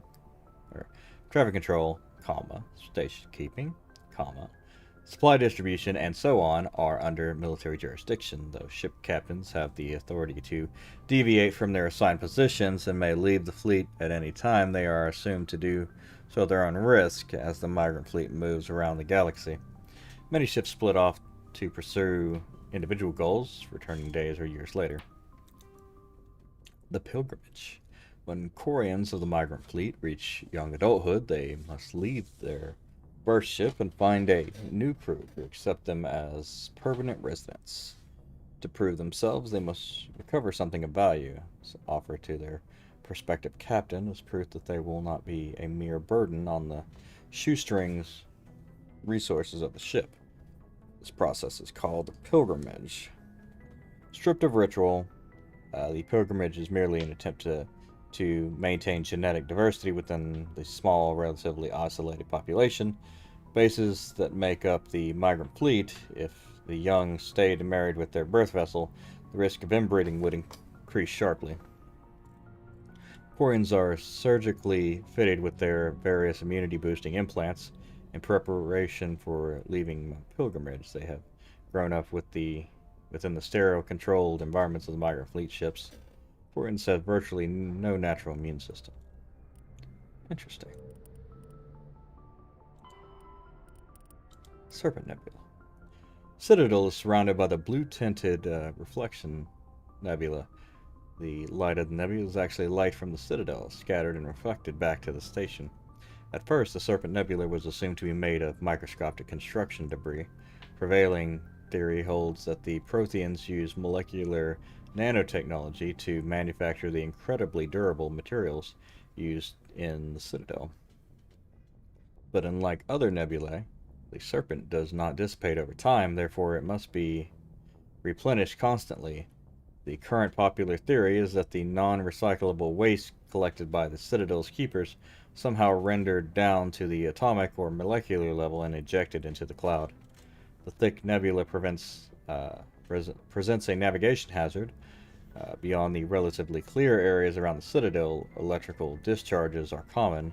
These are not blocked by kinetic barriers, can severely damage metal-framed starships. In addition, some dense knots of dust can overwhelm the repulsion of kinetic barriers on smaller ships. If such a vessel is moving fast enough at the time, the effects are similar to being hit by a sandblaster. Interesting. Don't fly through the nebula. Genetic engineering. In the 22nd century, manipulation of the human genome became commonplace. Techniques of genetic engineering had advanced to the point where the rich could custom build fetuses that grew into stronger, smarter, and more attractive adults. In more permissive regions, custom designed life forms and uplifted animals occupied an ill-defined niche between property and sapient being. Travel to planets with unique forms of life brought an awareness that Earth's unique biodiversity could be lost if spliced and hybridized to gain useful alien qualities. The Sudham-Walcott Genetic Heritage Act was passed by the Systems Alliance Parliament in 2161 and imposed sharp restrictions on controversial uses of genetic engineering, but provided government subsidies for beneficial applications. Screening and therapy. Most governments provide free assessment and corrective therapy for genetic diseases in prospective parents. This has nearly eliminated everything from cystic fibrosis to nearsightedness. The earlier screening and therapies is performed, the more comprehensive the results, though ideally performed on artificially fertilized zygotes in a lab. Procedures are available for embryos in the womb and newborns out of respect for personal beliefs. Enhancement. Improvement of natural human abilities is legal, but adding new abilities is not. Treatment to improve strength, reflexes, mental acuity, or appearance are permitted. Adding a tail or the ability to digest cellulose is not. Some genetic enhancements is provided for free to Alliance military recruits, but the average citizen must pay for the privilege. Process can take years to reach fruition in an adult. Artificial hybridization of genes from compatible non-human species with human genetic code is illegal. Creation of designed life is broadly legal and mainly used for terraforming and medical applications, but sentient creatures are heavily regulated, and creation of sapient life form is outlawed by both the Systems Alliance and the Citadel Council. Human diplomatic relations. Humanity has encountered many galactic species. Wars have been few, but mistrust is rife. Politically, the Alliance is a peaceful trade partner of the Turians. A practical manner, however, there is simmering antagonism and bigotry between both populations over the First Contact War of 2157. The Alliance enjoys good relations with the Asari, though many privately believe the matriarchs are aristocratic and overcautious. Though humans know better than to unconditionally trust any Solarians, their shared reckless ways make them natural allies against the conservative Turians and Asari. The Krogan have no unified government, but the individuals are generally treated as potential criminals, and reputation most Krogans enjoy living down to. The Alliance has no formal contact with the Quarians. The migrant fleet has not yet passed through any human-settled systems. Batarians are rivals of control for the Skillian Verge. They serve their treaties with the Citadel to prosecute a colonial conflict against the Alliance. Officially, there is no war, but neither is there any peace. The Alliance uses its modified versions of the ranking system that has been used for hundreds of years. Soldiers are classified into rank and file enlisted personnel. Experienced non-commissioned officers, NCOs, specially trained officers. The divide between naval personnel and ground forces, Marines, is small. Ground units are specialized branches of the fleet, just as fighter squadrons are. This unity of command is imposed by the futility of fighting without control of orbit. Without the Navy, any army is pointless, and the Marines, as a matter of pride, maintain some of their traditional rank titles. For example, Marines have privates and corporals instead of servicemen. In ascending order of responsibility, the ranks of the Alliance are enlisted: servicemen 3rd class, private 2nd class, servicemen 2nd class, private 1st class, servicemen 1st class, corporal.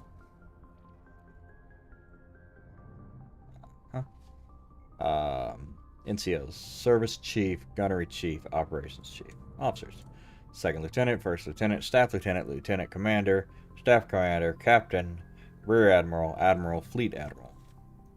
So, we are here. We are Staff Commander, and then Captain is Captain, and then Rear Admiral is the General. That's the Rear Admiral or Admiral, one of those two, is the guy that goes in and does our inspection later on. FTL drive appearance. New Space Travelers asked, what does it look like outside the ship moving faster than light speed? Part of the answer can be seen in a simple pane of glass. Light travels slower through glass than it does through open air. Light also moves slower in conventional space than it does at high-speed mass effect fields. This causes refraction. Any light entering at an angle is bent and separated into a spectrum. Objects outside the ship will appear refracted. The greater the difference between the objective exterior and the subjective interior speeds of light, the greater the refraction. As a subjective speed of light, it is raised within the field. Objects outside will appear to redshift, eventually becoming invisible only to radio telescope antennae. High-energy electromagnetic sources normally hidden to the eye become visible in the high blue spectrum. As the speed of light continues to be raised, X-ray, gamma ray, and eventually cosmic ray sources become visible. Stars will be replaced by pulsars, the accretion disks of black holes, and quasars, and gamma ray bursts. To an outside observer, the ship with a mass effect drive envelope appears blue shifted. If within a field that allows travel at twice the speed of light,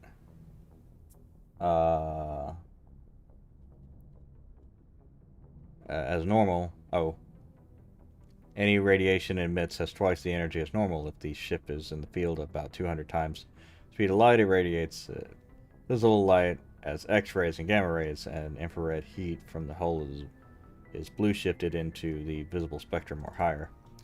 Ships moving FTL are visible at great distances, though their signature will only propagate at the speed of light.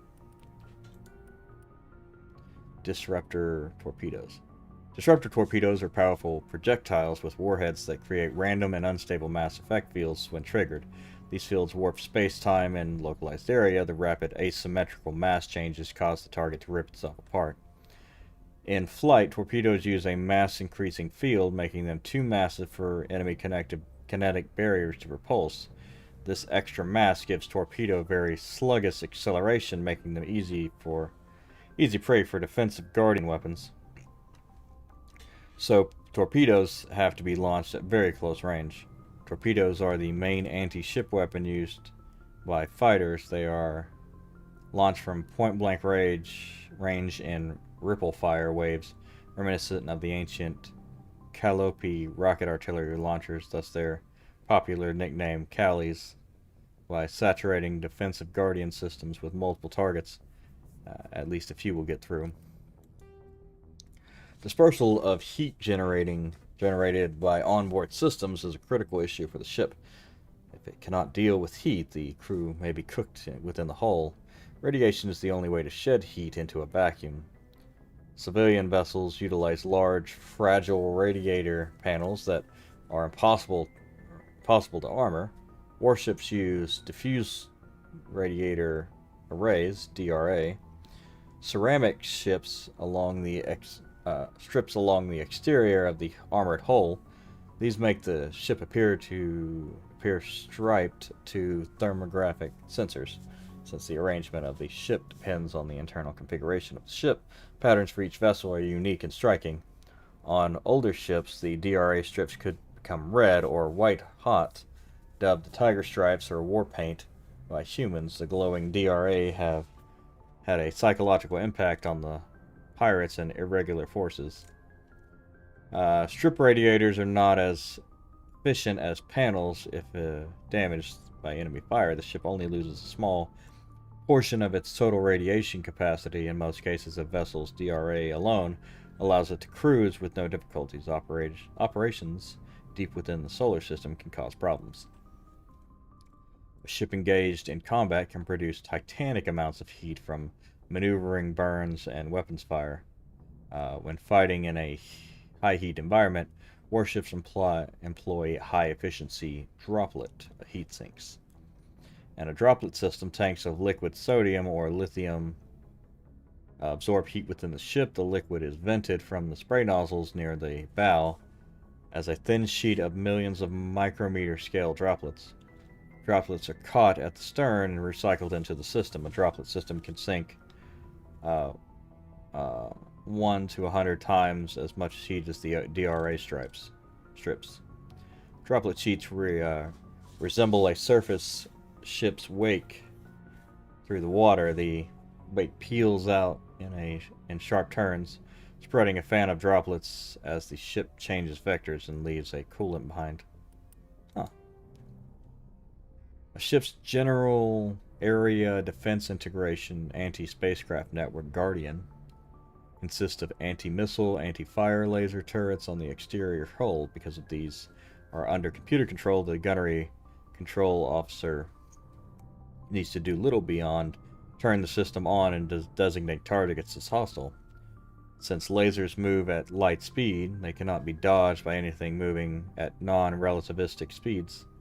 Unless the beam is aimed poorly, it will always hit its target. In the early stages of battle, the Guardian fire is 100% accurate. It is not 100% lethal, but it doesn't have to be. Damaged fighters must break off for repairs.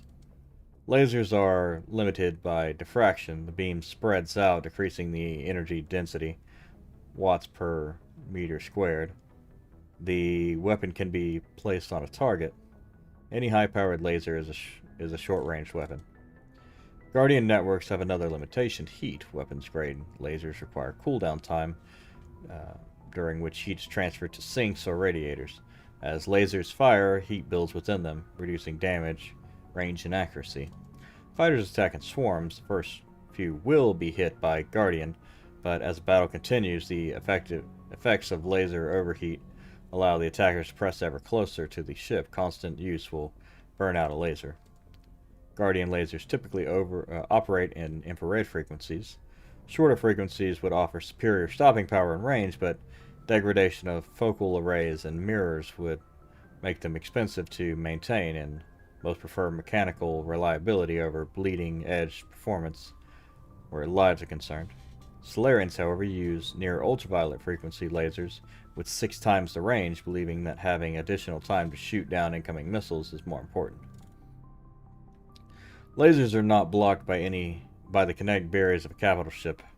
However, the range of lasers limits their use to rare knife fight range ship-to-ship combat.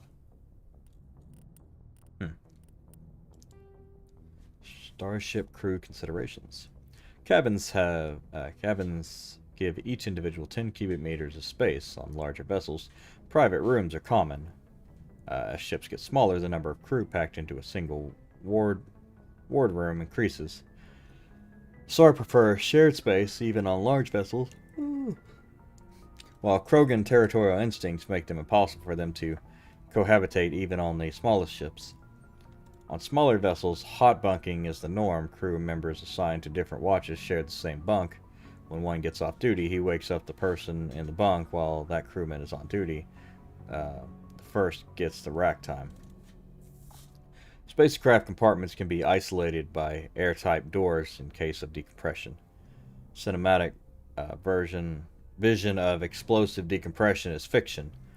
Hold compartments either take enough damage that occupants are killed instantly, or leak slowly enough that they are able to reach protective gear.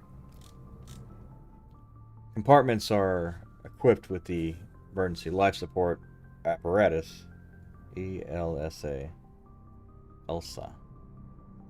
Fireproof plastic bubbles with air bottles. Small when stowed, ELSA comfortably accommodates one individual inflated. Damage control procedure cuts off ventilation to burning compartments without oxygen to consume. Fires die in seconds. The compartment is repressurized afterward for crew recovery.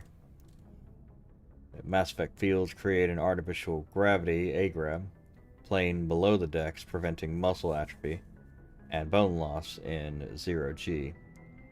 Large vessels arrange their decks perpendicular to their thrust axis. The highest decks are at the bow and the lowest at the engines. This allows AGRAB to work with the inertial effects of thrust. Ships that can land arrange their decks laterally, so the crew can move about while the vessel is on the ground.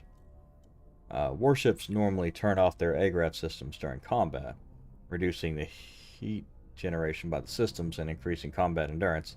To provide a point of reference for navigating in 0G, floors are painted in a different color from the walls and ceiling. That's true. Good idea. Space combat endurance. Heat limits the length of the intensity of ship-to-ship combat. Starships generate enormous heat when they fire high energy weapons and perform maneuvering burns and run onboard combat electronics. In combat, warships produce heat more quickly than they can disperse. As heat builds within a vessel, the crewed spaces become increasingly uncomfortable. Before the heat reaches lethal levels, a ship must win or retreat by entering FTL. After FTL run, the ship halts, shuts down non-essential systems, and activates the heat radiation gear. Combat endurance varies by ship design and by the battle's location. Battles in the deep cold of interstellar space can go on for some time. Engagements close to a star are brief. Since habitable worlds are usually close to a star, battles over them are frantic. Drive charge. As positive or negative electric current is passed through an FTL drive core, it acquires a static electrical charge. Drives can be operated an average of 50 hours before they reach charge saturation. This change is proportional to the magnitude of mass reduction. A heavier or faster ship reaches saturation more quickly. If the charge is allowed to build, the core will discharge into the hull of the ship. All ungrounded crew members are fried into a crisp. All electronic systems are burned out, and the metal bulkheads may be melted and fused together. The safest way to discharge a core is to land on a planet and establish connection to the ground, like a lightning rod. Larger vessels like dreadnoughts cannot land and must discharge into a planetary magnetic field. The ship passes the charge from the drive core to the exterior armored hull, then dives into the magnetic field. As the hull discharges, the sheets of lightning jump away into the field, creating beautiful auroral displays on the planet. The ship must retract its sensors and weapons while dumping charge to prevent damage, leaving it blind and helpless. Discharging at a moon with a weak magnetic field can take days. Discharging into a powerful field of gas giant may require less than an hour. Deep space facilities such as the Citadel often have special discharge facilities for visiting ships. Technology. Training. Biotic training. Biotic implants and amplifiers only provide the potential to create coherent mass effect fields. Whether biotics can actually do so is largely determined by their training. Biotics must develop conscious control over their nervous systems, sending specific electrical impulses to the element 0 nodules embedded in their nerves. They are taught to use their implants and amps with biofeedback devices and physical mnemonics.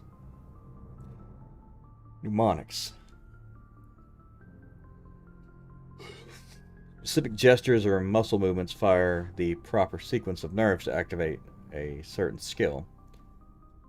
Kinetics Industries pioneered biotic training with the Biotic Acclimation and Temperance Training program. Although BAT did not achieve desired results, many techniques taught are still used today. Many human think tanks are trying to develop some sort of biotic super soldier. Most are benign efforts to create more flexible troops. Others, less publicly known, are unapologetic attempts to create Knights Shan Supermen. Alright then, that's all of that. We have the red versions. Faster than light drives use element 0 cores to reduce the mass of the ship. I think we've already seen Larger warships are generally classified in one of 4 weights. Frigates are small, fast ships used for scouting and screening of larger vessels. Frigates often operate in wolf-pack flotillas. Cruisers are middleweight combatants, faster than dreadnoughts and more heavily armed than frigates. Cruisers are the standard patrol unit and often lead frigate flotillas. Dreadnoughts are kilometer-long capital ships mounting heavy, long-range firepower. They are only deployed for the most vital missions. Carriers are dreadnought-sized vessels that also carry large numbers of fighters. Smaller vessels are almost exclusively used in a support role to the warships during combat. Fighters are one-man craft used to perform close-range attacks on enemy ships. Interceptors are one-man craft optimized for destroying opposing fighters. The Normandy is a prototype starship developed by the Human Systems Alliance with the assistance of the Citadel Council. It is optimized for scouting and reconnaissance missions in unstable regions using state-of-the-art stealth technology. For most ships, the heat generated through standard operations is easily detectable against the absolute zero background of space. The Normandy, however, is able to temporarily sink this heat within the hull. Combined with refrigeration of the exterior hull, the ship can travel undetected for hours or drift passively for days of covert observation. This is not without risk. The stored heat must eventually be radiated, or it will build to levels capable of cooking the crew alive. Another component of the stealth system is the Normandy's revolutionary Tantalus drive, a mass effect core twice the standard size. The Tantalus drive generates mass concentrations that the Normandy falls into, allowing it to move without the use of heat-emitting thrusters. Huh. Yeah.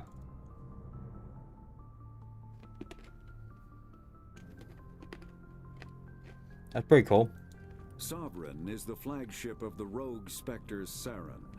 An enormous dreadnought larger than any other ship in any known fleet, it is crewed with both Geth and Krogan. At 2 kilometers long, its spinal-mounted main gun is likely capable of penetrating another dreadnought's kinetic barriers with a single shot. How Saren acquired this incredible warship is unknown. The prevailing opinion is that Sovereign is a Geth construct, while others believe it is a Prothean relic. Its design, however, hints at a more alien and mysterious origin. The attack on Eden Prime demonstrated Sovereign's ability to generate mass effect fields powerful enough to land on a planetary surface. This implies it has a massive Element Zero core and the ability to generate staggering amounts of power. Ship mobility dominates space combat. The primary objective is to align the mass accelerator along the bow with the opposing vessel's broadside. Battles typically play out as artillery duels, fought at ranges measured in thousands of kilometers, though assaults through defended mass relays often occur at knife fight ranges, as close as a few dozen kilometers. Most ship-to-ship engagements are skirmishes between patrol vessels of cruiser weight and below, with dreadnoughts and carriers only deployed in full-scale fleet actions. Battles in open space are short and often inconclusive, as the weaker opponent typically disengages. Once a ship enters FTL flight, the combat is effectively over. There are no sensors capable of tracking them, or weapons capable of damaging them. The only way to guarantee an enemy will stand and fight is to attack a location they have a vested interest in, such as a settled world or a strategically important mass relay. The Mako infantry fighting vehicle was designed for the System Alliance's frigates. Though the interior is cramped, an M35 is small enough to be carried in the cargo bay and easily deployed on virtually any world. With its turreted 155mm mass accelerator and coaxially mounted machine gun, the Mako can provide a fire team with weapon support as well as mobility. Since Alliance Marines may be required to fight on any world, the Mako is environmentally sealed and equipped with microthrusters for use on low-gravity planetoids. The Mako is powered by a sealed hydrogen-oxygen fuel cell and includes a small Element Zero core. While not large enough to nullify the vehicle's mass, the core can reduce it enough to be safely airdropped. When used in conjunction with thrusters, it also allows the Mako to extricate itself from difficult terrain. Hi.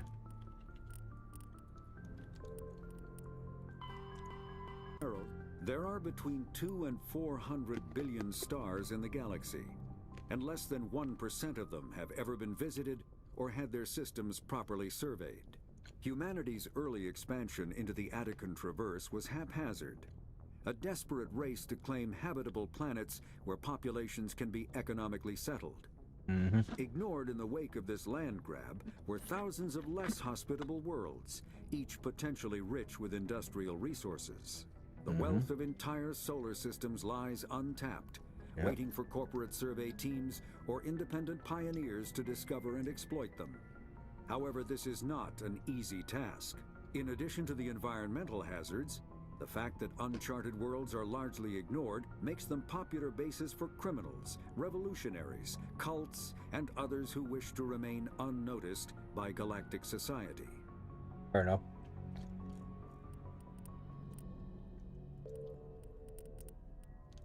The Citadel. Citadel space is an unofficial term referring to any region of space controlled by a species that acknowledges the authority of the Citadel Council. At first glance, it appears this territory encompasses most of the galaxy. In reality, however, less than 1% of the stars have been explored. Even Mass Effect FTL drive is slow relative to the volume of the galaxy. Empty space and systems without suitable drive discharge sites are barriers to exploration. Only the mass relays allow ships to jump hundreds of light years in an instant, the key to expanding across an otherwise impassable galaxy. Whenever a new relay is activated, the destination system is rapidly developed. From that hub, FTL drive is used to expand to nearby star clusters. The result is a number of densely developed clusters, thinly spread across the vast expanse of space, connected by the mass relay network. Yep. After the thresher moths are subterranean carnivores that spend their entire lives eating or searching for something to eat. Threshers reproduce via spores that can lie dormant for millennia, yet are robust enough to survive prolonged periods in deep space and atmospheric re-entry. As a result, thresher spores appear on many worlds, spread by previous generations of space travelers.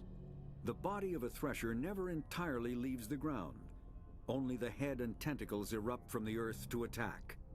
In addition to physical attacks, threshers have the ability to project toxic chemicals and emit bursts of infrasound as a shockwave weapon. The Alliance first encountered threshers on the colony of Akuz in 2177. After contact was lost with the Pioneer team, Marine units were deployed to investigate. The shore parties were set upon by hungry threshers, and nearly the entire assault force was killed. Alliance forces recommend engaging threshers with vehicle-mounted heavy weapons. In the early 2160s, the Alliance began aggressive colonization of worlds in the Skyllian Verge, much to the dismay of the Batarians, who had been developing the region for several decades. In 2171, the Batarians petitioned the Council to declare the Verge a zone of Batarian interest. The Council refused, however, declaring unsettled worlds in the region open to human colonization. In protest, the Batarians closed their Citadel embassy and severed official diplomatic relations with the Council, effectively becoming a rogue state. They instigated a proxy war in the Verge by funneling money and weapons to criminal organizations, urging them to strike at human colonies. Hostilities peaked with the Skyllian Blitz of 2176, an attack on the human capital of Elysium by Batarian-funded pirates and slavers. In 2178, the Alliance retaliated with a crushing assault on the moon of Torfin, long used as a staging base by Batarian-backed criminals. In the aftermath, the Batarians retreated into their own systems and are now rarely seen in Citadel space. Yeah.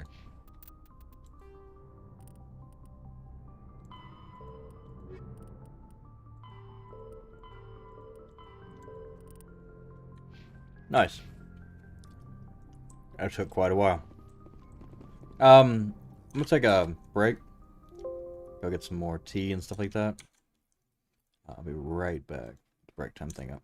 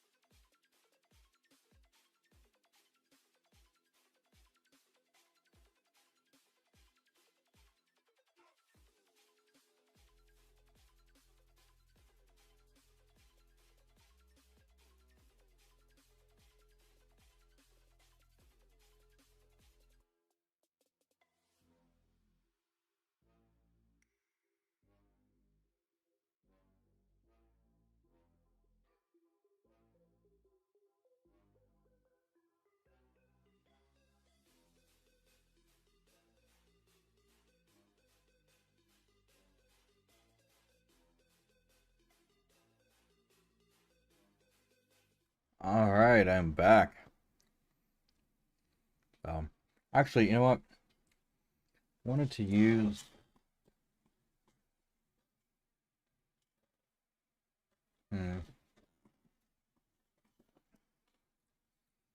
Are these good?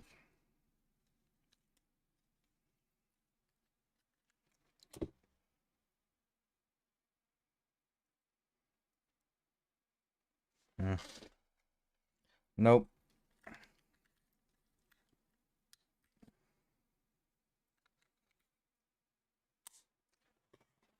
I think they're good. Alright, well. Maybe not.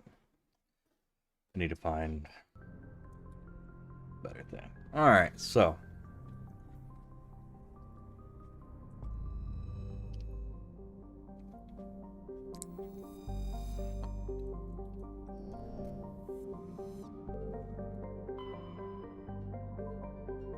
Message coming in. Patching it through. Oh, what? Commander Shepard, my name is Nasana Dantius. I have a job for you. I can't say any more in an unsecured communication. This If you're is interested just in hearing any... my offer, meet me on the Citadel so we can talk in person. I'll be waiting in the Diplomat's Lounge on the Presidium.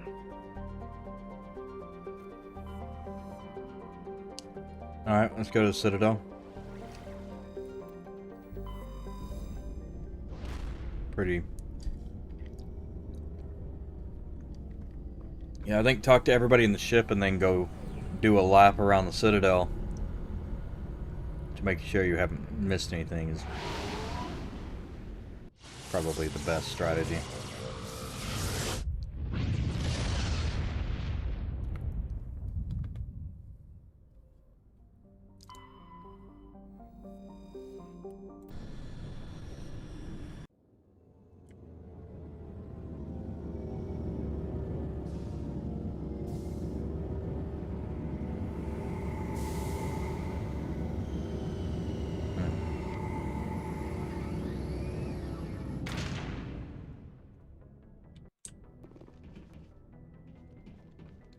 There we are.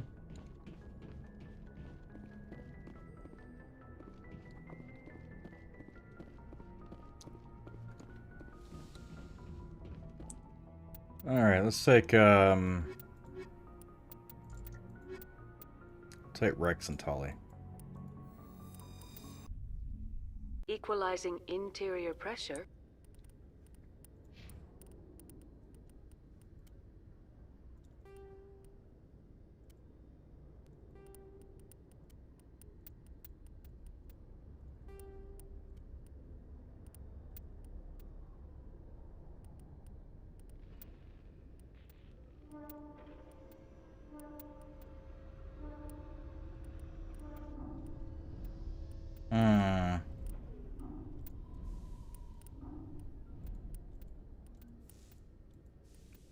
More shields.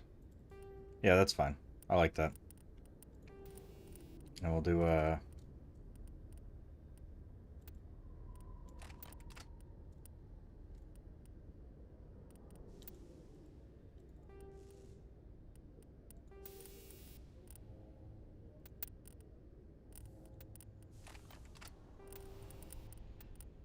that. So then we put in the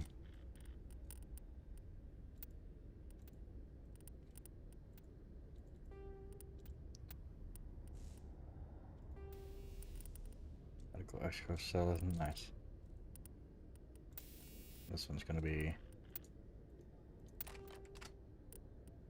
With exterior atmosphere. and you've got everything. Right, yeah, you've got one of those, you got one of those. I think that's even better than the other one, right? I don't know. You got one of those now too, so. Got a Savant. Battlemaster X is from Geth Armory, that's interesting. Okay, yeah, Erdnot's been out before. Tali has not, so we're gonna hit her. Boop. And actually, we're only gonna put her up to master in these. Saves a lot of points, actually. You don't actually need all those extra points in there. Dampening, that's fine. Hacking. Master hacking is real good. Do this up to shotgun. Master out shotgun.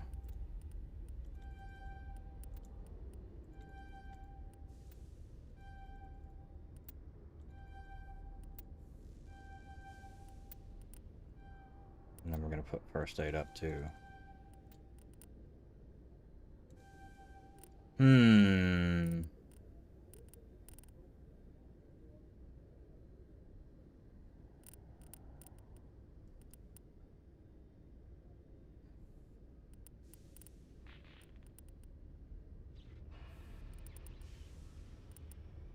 Yeah, that's fine.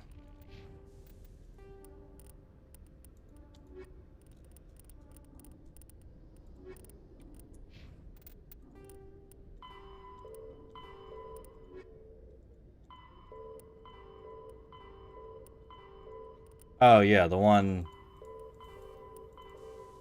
Nasana Dantius. The commanding officer is ashore. Exo Presley has the deck. Oh, there he is. Nice.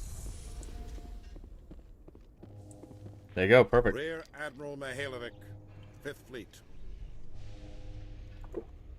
Commander Shepard, SSV Normandy. You don't know who I am, do you, Commander? I command the 63rd Scout Flotilla. You and the Normandy were slated for my unit after shakedown. Then the Council got their paws, claws, tentacles, whatever. They got them on our ship, and you. I still serve the Alliance, sir.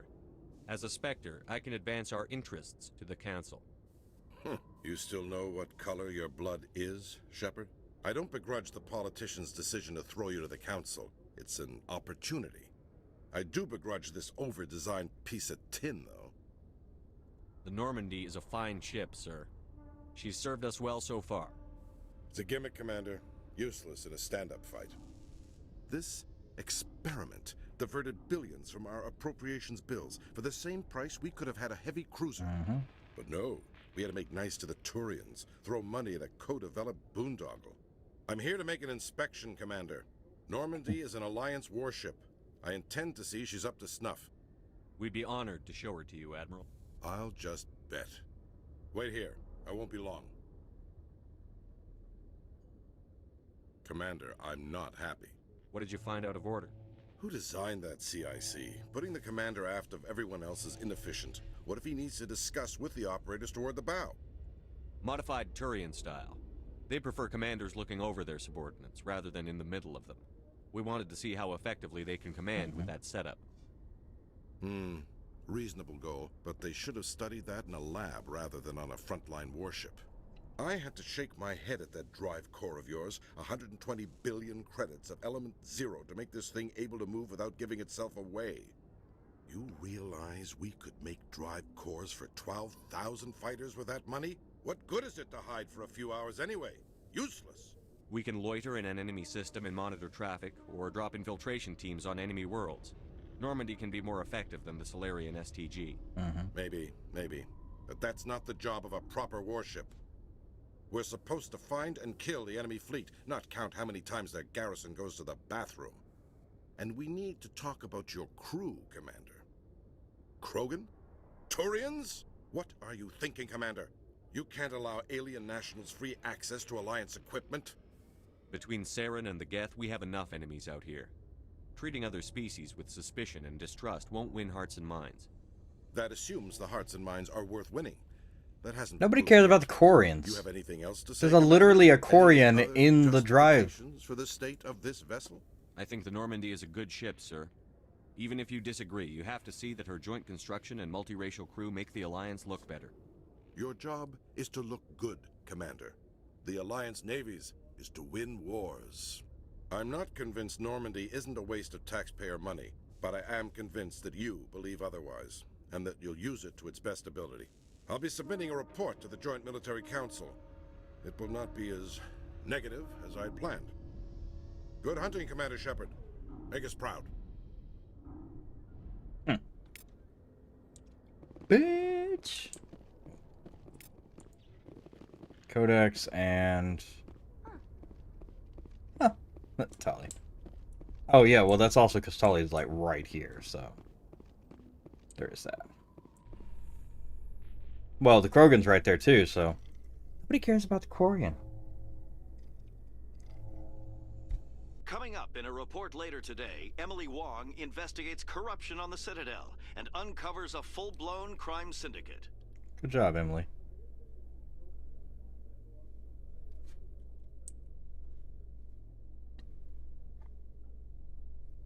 Oh yeah, I'm gonna get assaulted by that, Al-Jelani when I get off the elevator.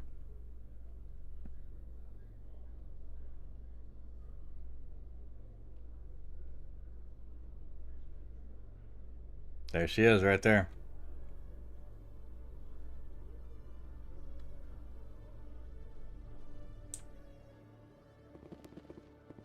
Khaleesa been seen in Al-Jelani, Westerland News. Would you answer a few questions for our viewers? What sort of questions? People back home have heard a lot of wild stories about you, Commander. I can give you the chance to set the record straight. What do you say? So long as you understand that I may not be able to answer all questions. I'm sure our viewers will understand.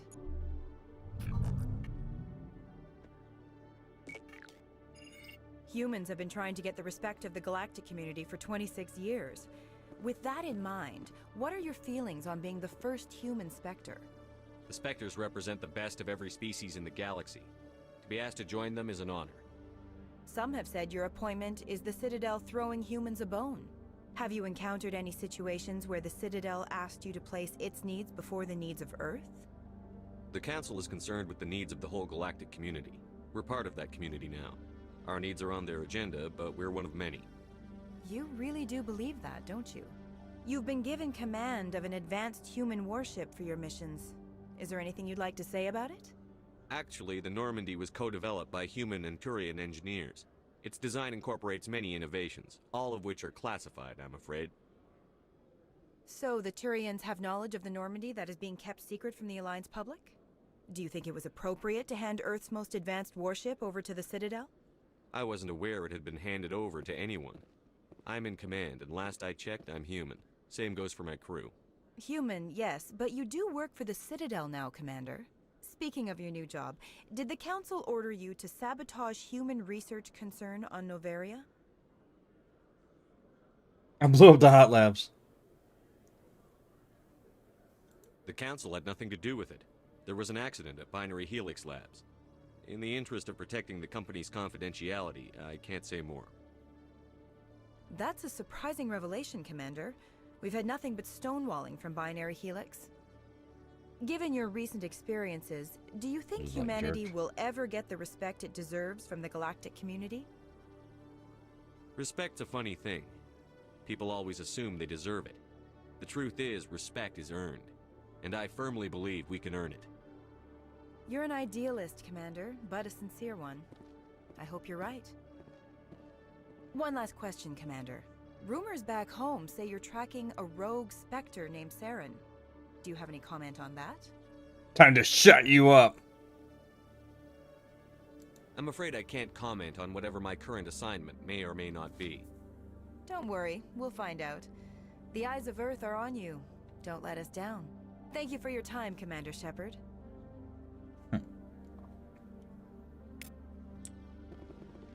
Yeah, we still don't know what's going on, so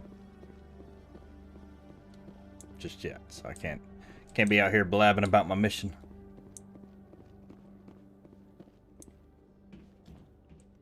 Yeah, let's do a quick sweep. Check what's going on.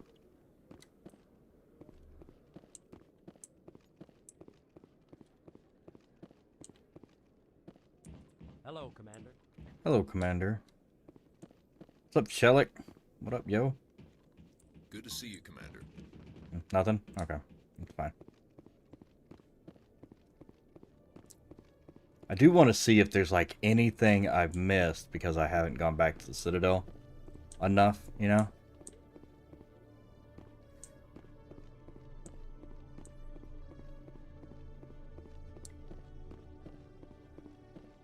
make sure I get like a thorough scrubbing of the areas around here.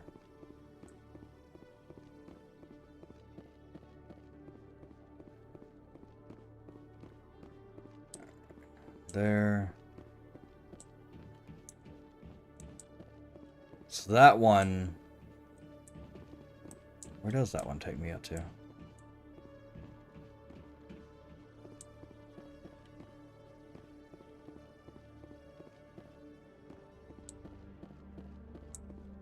One sec. Hello, Commander.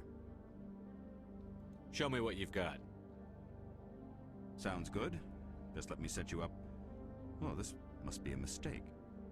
System's telling me to offer you our select stock. Spectre? Well, I heard about that, but I didn't realize it was you. Sorry, Commander.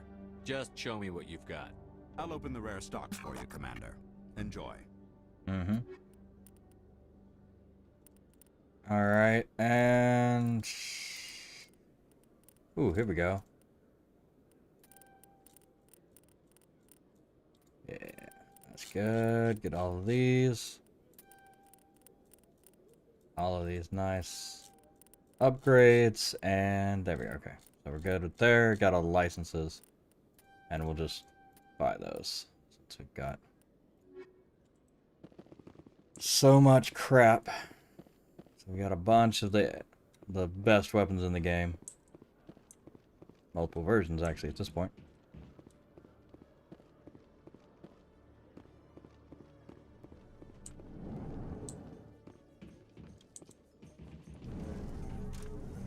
So this heads to the, I think this heads to the central version in the wards, and I think the other one heads,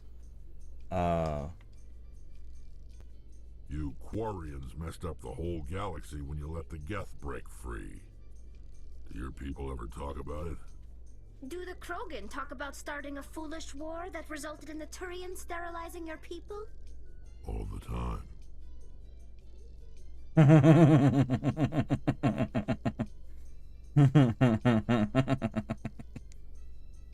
Damn. That shit was like, just throwing punches.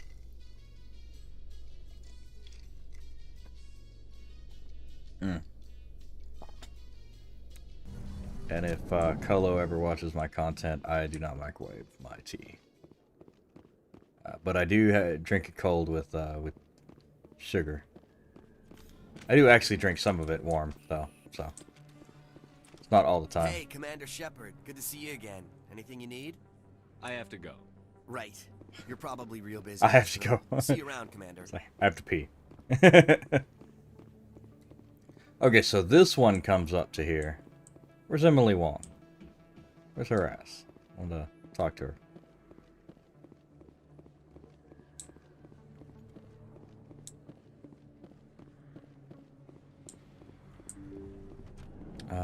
Let's see. Do you have anything? I never properly thanked you for saving me from Fist's yeah. thugs, Commander. I don't know what would have happened if you hadn't been there. I'm just glad you weren't hurt. Me too. Now, was there anything you needed? You're a doctor. How did you end up here on the Citadel? My parents brought me here when I was young. My father was a medic with the Alliance. I chose to keep the medical tradition alive, but not the military. Fixing up wounded soldiers isn't my idea of fun. Let me take a look at what you have for sale. Of course. Of course.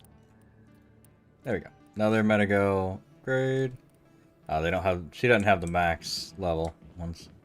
That's okay. But I did get a Metagel upgrade, so that is the important part. Oh yeah, isn't there a guy down here? He's like humanity first kind of bullshit. I guess he's not talking on a lot of shit right now. Alright, we'll go ahead and go to Flux. I give no flux.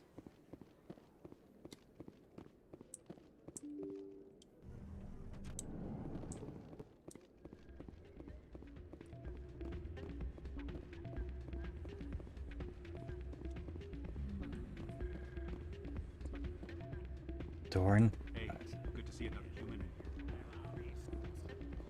Commander, thanks again for all your help. Mm-hmm.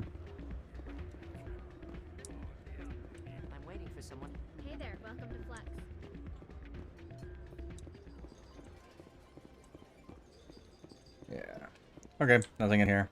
Cool. Gotta run.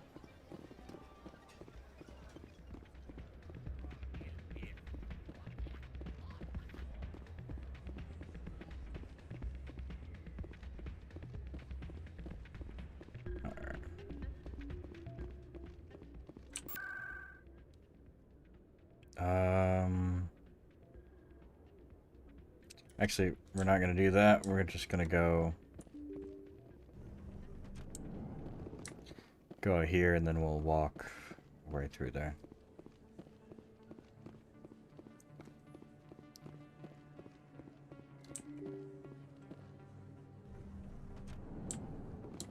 Because there's a section in here. So that one goes to Flux, or sorry, that one goes to whatever. I think this one heads down to the central part of the wards.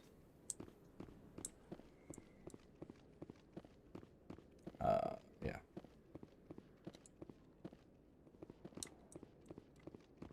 We'll head to check out Cora's Den.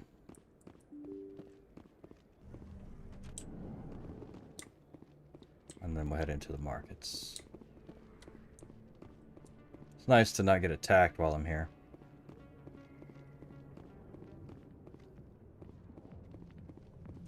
So, design problem here.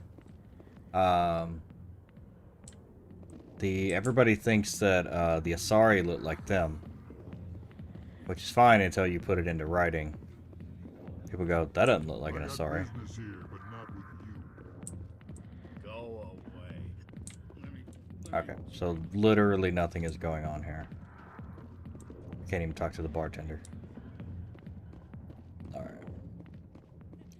Well, you know, whatever.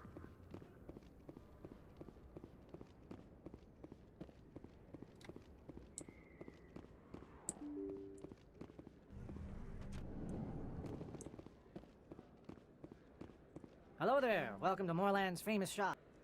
Oh, you will be pleased. Light Corian armor.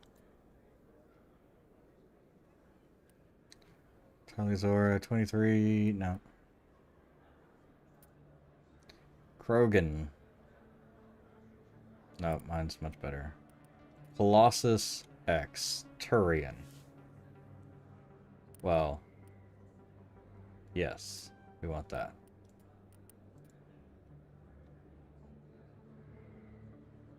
No, not that one.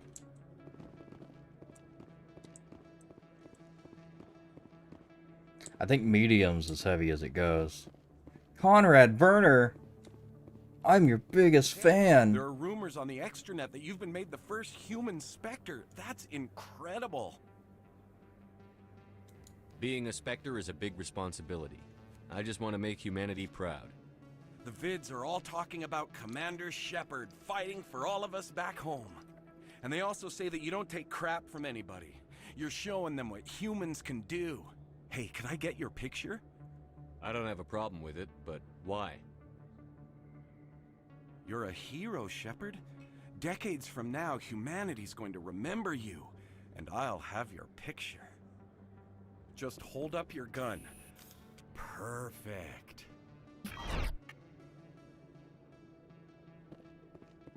Thanks again, Commander. I'm gonna hang this in my living room. My wife will love it. I'm sure she will. You're sure she's not weirded out by your man crush at all. Best place on. Welcome back, Earth Clan. Show me what you've got. Nice grenade upgrade. Actually, I'm not sure if I actually went and got the right thing. Yeah, that's not good. Did I get the... I think there's another medic thing down there.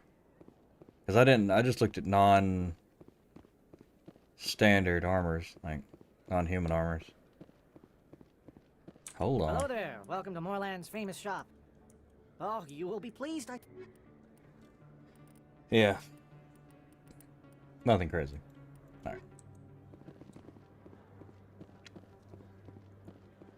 Cool. Well, getting another grenade upgrade is pretty good.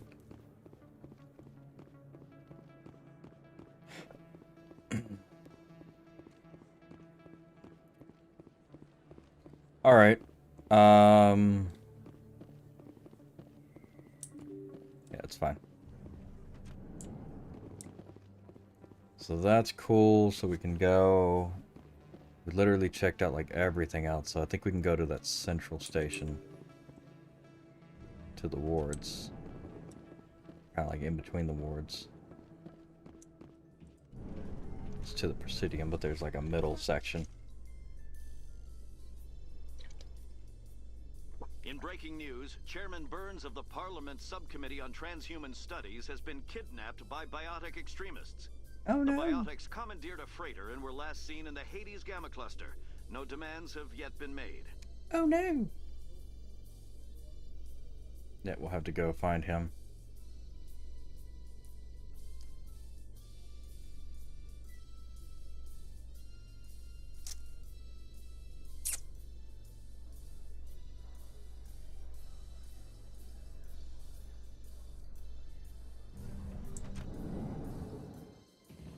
Alright.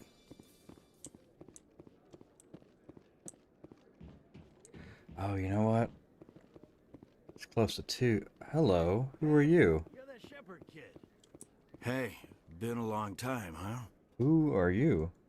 I'm sorry. Do we know each other? I guess you don't remember me. Lieutenant Zabaleta? I worked with your mother. We served on the carrier Einstein. Well, that was 12, 13 years back, though. You were just a kid then.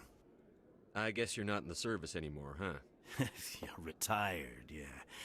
You know how it is. Times are tough for vets. They always are. The Einstein set. I didn't see her much that tour. The ship was on patrol most of the time. Hey, call your mom up and ask. She'd remember old Zabaleta. She'd vouch for me. Look, I need a favor. I'm kind of short on money these days. I hate hitting you up for money, but a man's gotta eat, right? So, could you spare something? Maybe 20 credits. 20 isn't enough to get you back on your feet, is it? No. I'll just get a meal, you know. Yeah, it's not a problem. You're a good kid, you know that? Thanks. You ever want to come by and talk, I'll be here. Huh? Can't afford a ticket home, right? You ever just sit... So how are you liking your posting at the academy?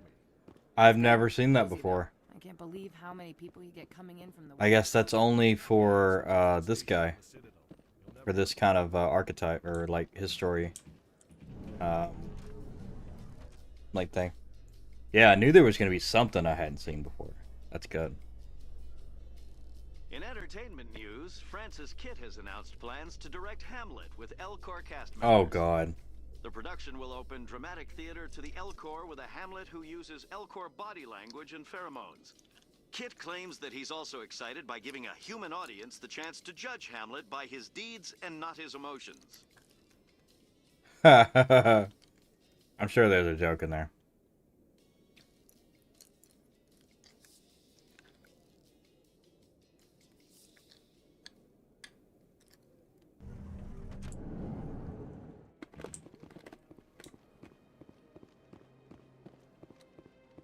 Alas, poor Yurik. I knew him well.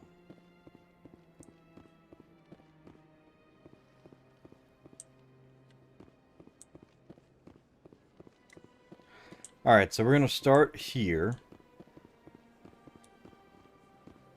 Make our way around. And we're actually going to pop up into the...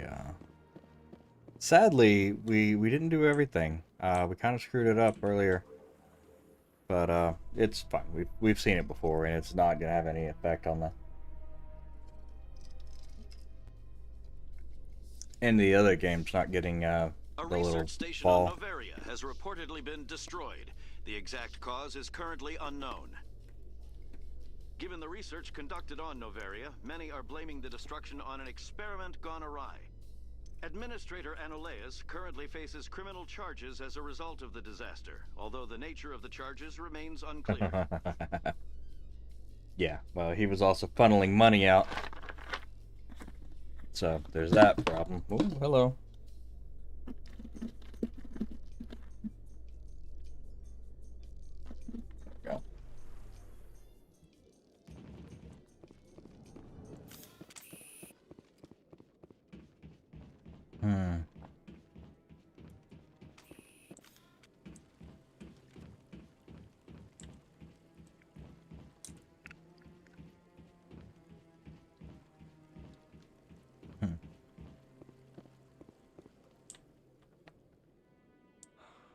everything's okay.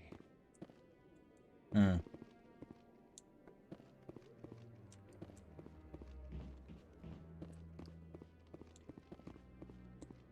Rear Admiral Kahoku. No, I'm waiting to... Congratulations on becoming the first human Spectre, Commander. I'm certain you'll be up to the challenge. I appreciate that. My name is Admiral Kahoku. It's about time the Alliance got one of our own in with the Spectres. We need people like you to deal with our problems. Is something wrong, Admiral?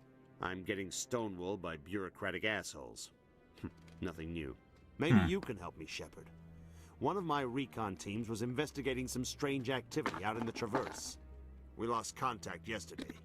Now I can't get clearance to check it out. Suddenly it's a restricted area.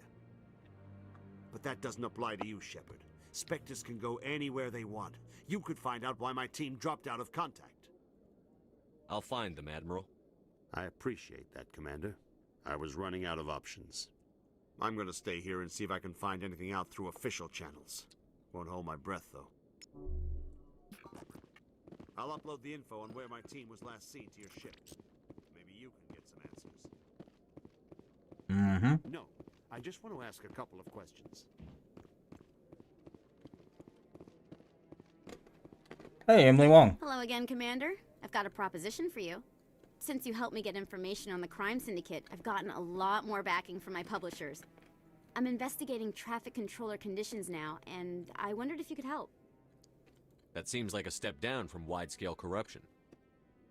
Actually, in a way, it's more important. This isn't about people getting rich. This is about safety. I've heard I like how rumors you that have like space two different traffic sides of like controllers the are media overworked here. to a dangerous degree. I can't get into the control room, but you could. If you planted a bug inside, I could crack the story. I can't promise anything, but I'll see what I can do. Give me the bug. Excellent. Just place it on a terminal with a good view of the area. Thanks again for your help. In the long run, this story is going to save lives.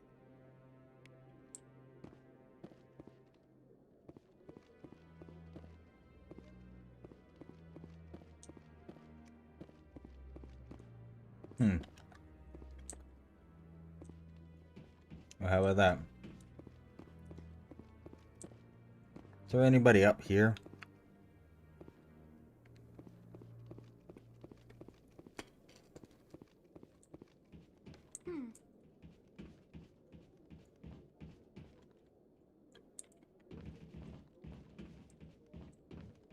I don't think so. Alright, cool.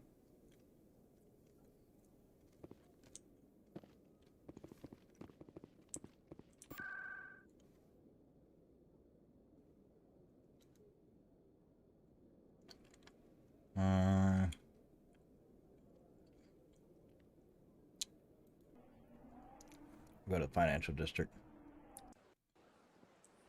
Oh yeah, here's the weirdos. I don't care what you think, Michael. It's my decision. I know you're hurting, Rebecca, but don't let your grief hurt your baby too. Can I help you with anything? Perhaps you can talk some sense into her. I don't need anyone to talk sense into me, Michael. I'm not undergoing the treatments. My sister-in-law here is pregnant, and she's refused to let the baby undergo gene therapy in utero. I thought gene therapy was common. My husband Jacob died from a rare heart condition several months ago. There's a chance that the baby could develop the same heart condition, but routine gene therapy can eliminate it. A very small chance, Michael. And extranet reports say the therapy could harm the child. It's less dangerous than the genetic enhancements that every soldier in the Alliance receives. What are the chances that your child will develop the heart condition? According to the doctors, there's a 1 in 50 chance. And if my baby develops the condition, medical treatments are available. Which are nowhere near as effective as simply getting the gene therapy. What are the chances that gene therapy could hurt the baby? 1 in 300 at most. But extranet articles say there could still be long-term complications we don't know about. Don't you understand? If my baby is that 1 in 300, I will always wonder If I killed my baby for nothing? No. It's Rebecca's child, Michael. I think you should honor her decision. Damn it, she's not choosing. She's acting blindly out of grief. You're not helping. Of course she is. So are you. Yelling at her won't bring your brother back. How dare you? I'm trying to do what's best for the baby. Then support the baby's mother. Stand with her when she makes tough decisions. This baby is the only thing my brother... It's all I have left of him. I need to know that the baby's safe. It's all I have left too, Michael. I just want Jacob's child to be safe. I want to give him that much. We will. I promise. Thank you for talking with us. I appreciate it. They're gonna end up banging. We'll bang, okay?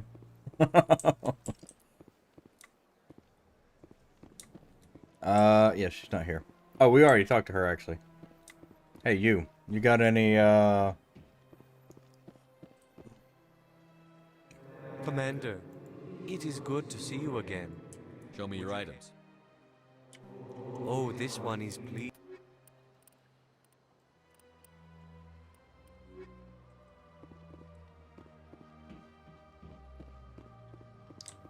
Wait, what is that?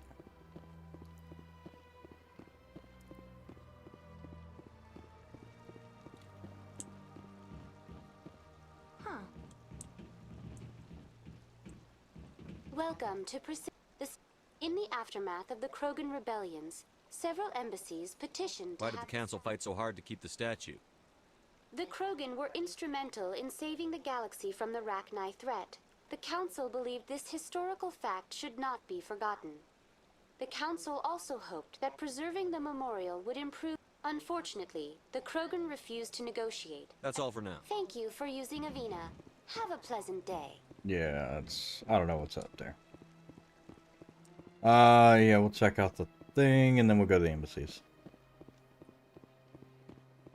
I went fairly often when it was still the Arco. Yeah, ever since Fist took over. Hello I again. think I'm done here. Of course. Come back anytime.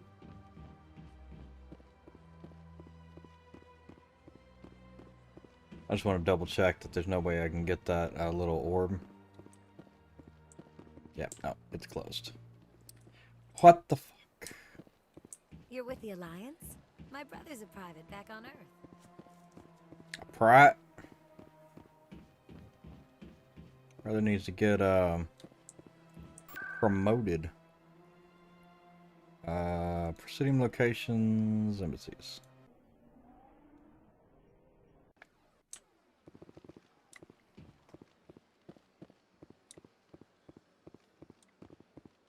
It's kind of cool, actually, that I thought Avina would just do the same thing. I never actually really used it that much. And then I used it this time. And okay, so those X's are just Avinas. But, yeah, I used it this time.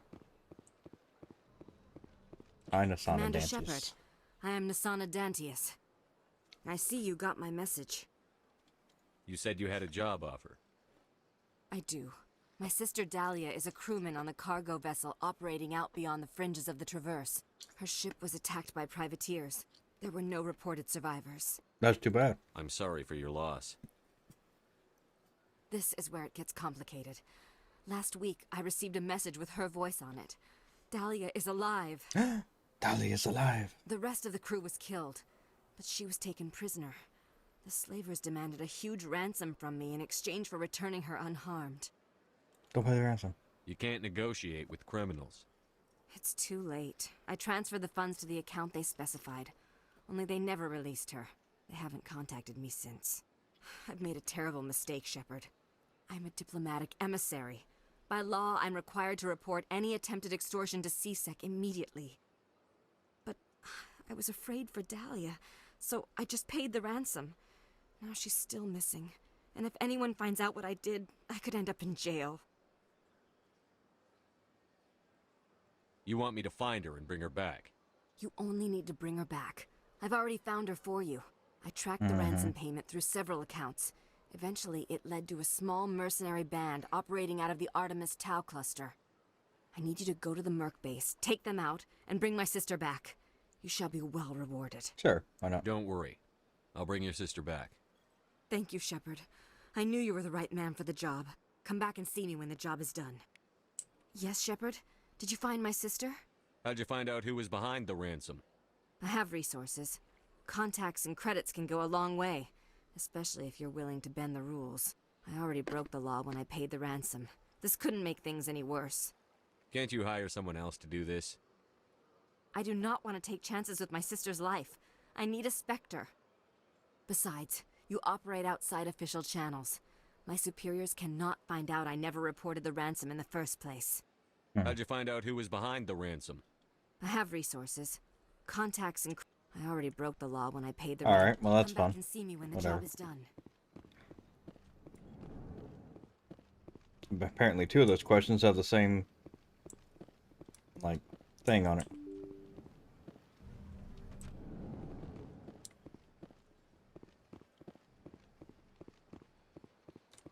What it... What?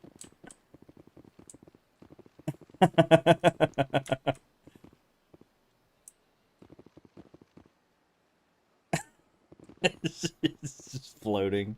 Oh man, that's good. That's funny. Alright, fine.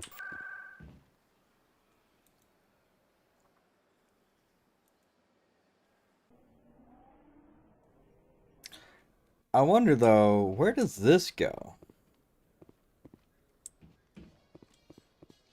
To the Presidium. Oh yeah, there's a Seek entrance at the Presidium, that's right. Forgot about that.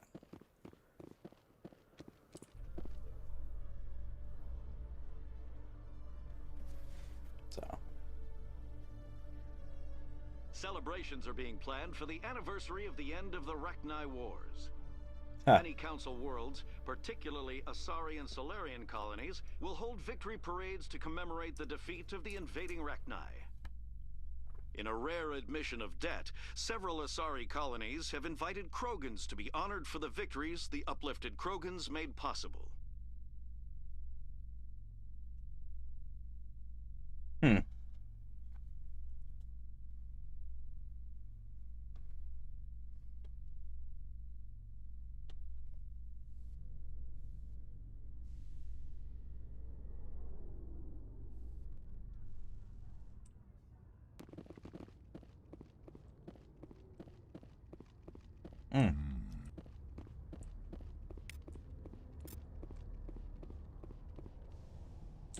Normandy Hull, there's a codex entry there. Let's look at it. There we go, weapons of blade of armor. A warship's kinetic barriers reduce the damage from solid objects, but you can do nothing to block guardian lasers. Particle beams and other forms of direct energy weapons do. The inner layer of a warship's protection consists of a blade of armor plate designed to boil away when heated. The vaporized armor material scatters a dew beam, rendering it ineffectual. A scaffold is built around the interior pressure hull, with sheets of a blade of armor hung from the structure. Ships typically have multiple layers of armor separated by empty baffles, space often used for cargo storage. Cruisers, which lack the internal space to fit dedicated fighter hangar, store the shipboard fighter complement in the baffles. It is not unknown for enlisted crew to build illicit alcohol distilleries in some obscure corner of the baffles, safe from prying eyes. Funny. Mass Effect Drive Core increases the mass of a bubble of space-time around the ship. This gives the ship potential to move quickly. Does not apply any motive power. Ships use their sublight thrusters for motive power at FTL. There are several varieties of thrusters, varying in performance versus economy. All ships are equipped with arrays of hydrogen-oxygen reaction control thrusters for maneuvering. Ion drives electrically accelerate charged particles as a reaction mass. They are extremely efficient but produce negligible thrust. They're mainly used for automated cargo barges. Primary commercial engine is a fusion torch. It vents the plasma of the ship's power plant. Fusion torches offer powerful acceleration at the cost of difficult heat management. Torch fuel is fairly cheap. Helium-3 is skimmed from gas giants, and deuterium extracted from seawater or cometary bodies. Propellant is hydrogen, likewise skimmed from gas giants. In combat, military vessels require acceleration beyond the capability of fusion torches. Warship thrusters inject anti-protons into a reaction chamber filled with hydrogen. The antimatter annihilation provides unmatched motive power. The drawback is fuel production. Anti-protons must be manufactured one particle at a time. Most antimatter production is done at massive solar arrays orbiting energetic stars, making them high-value targets for wartime. The exhaust of fusion and anti-proton drives is measured in millions of degrees Celsius. Any vessel caught behind them will melt like wax in a blowtorch. Any long-duration stellar flight consists of two phases, acceleration and deceleration. Starships accelerate to halfway point of their journey, then flip 180 degrees and apply thrust in the opposite vector, decelerating as they finish the trip. The engines are always operating. Peak speeds is attained at the middle of the flight. Oh, that's neat. Well, how about that? Here we go. Combat hard suits use a mass accelerator propels a solid metal slug using precisely controlled electromagnetic attraction and repulsion. The slug is designed to squash or shatter on impact, increasing the energy it transfers to the target. If this were not the case, it would simply punch a hole right through, doing minimal damage. Accelerator design was revolutionized by Element Zero. A slug lightened by a mass effect field can be accelerated to greater speeds, permitting projectile velocities that were previously unattainable. If accelerated to a high enough velocity, a simple paint chip can impact with the same destructive force as a nuclear weapon. However, mass accelerators produce recoil equal to their impact energy. This is mitigated somewhat by the mass effect fields that rounds are suspended within. But weapon recoil is still the prime limiting factor on slug velocity. Alright. Neat. Alright. Let's go. Actually, I think that's probably going to be it. We can start Pharos on the next one. Stand by, shore party. Hopefully finish that one quickly. I don't think it's going to be as long the commanding officer as is aboard. Exo Presley stands as Novaria, relieved. because Novaria is pretty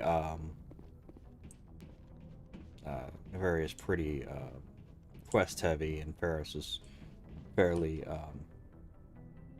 whatever you want to call it, combat heavy. So yeah, thank you everybody for watching. I am Antizark.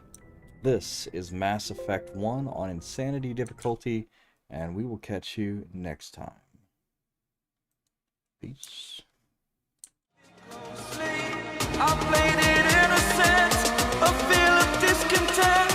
I'm finally facing it all, fearless.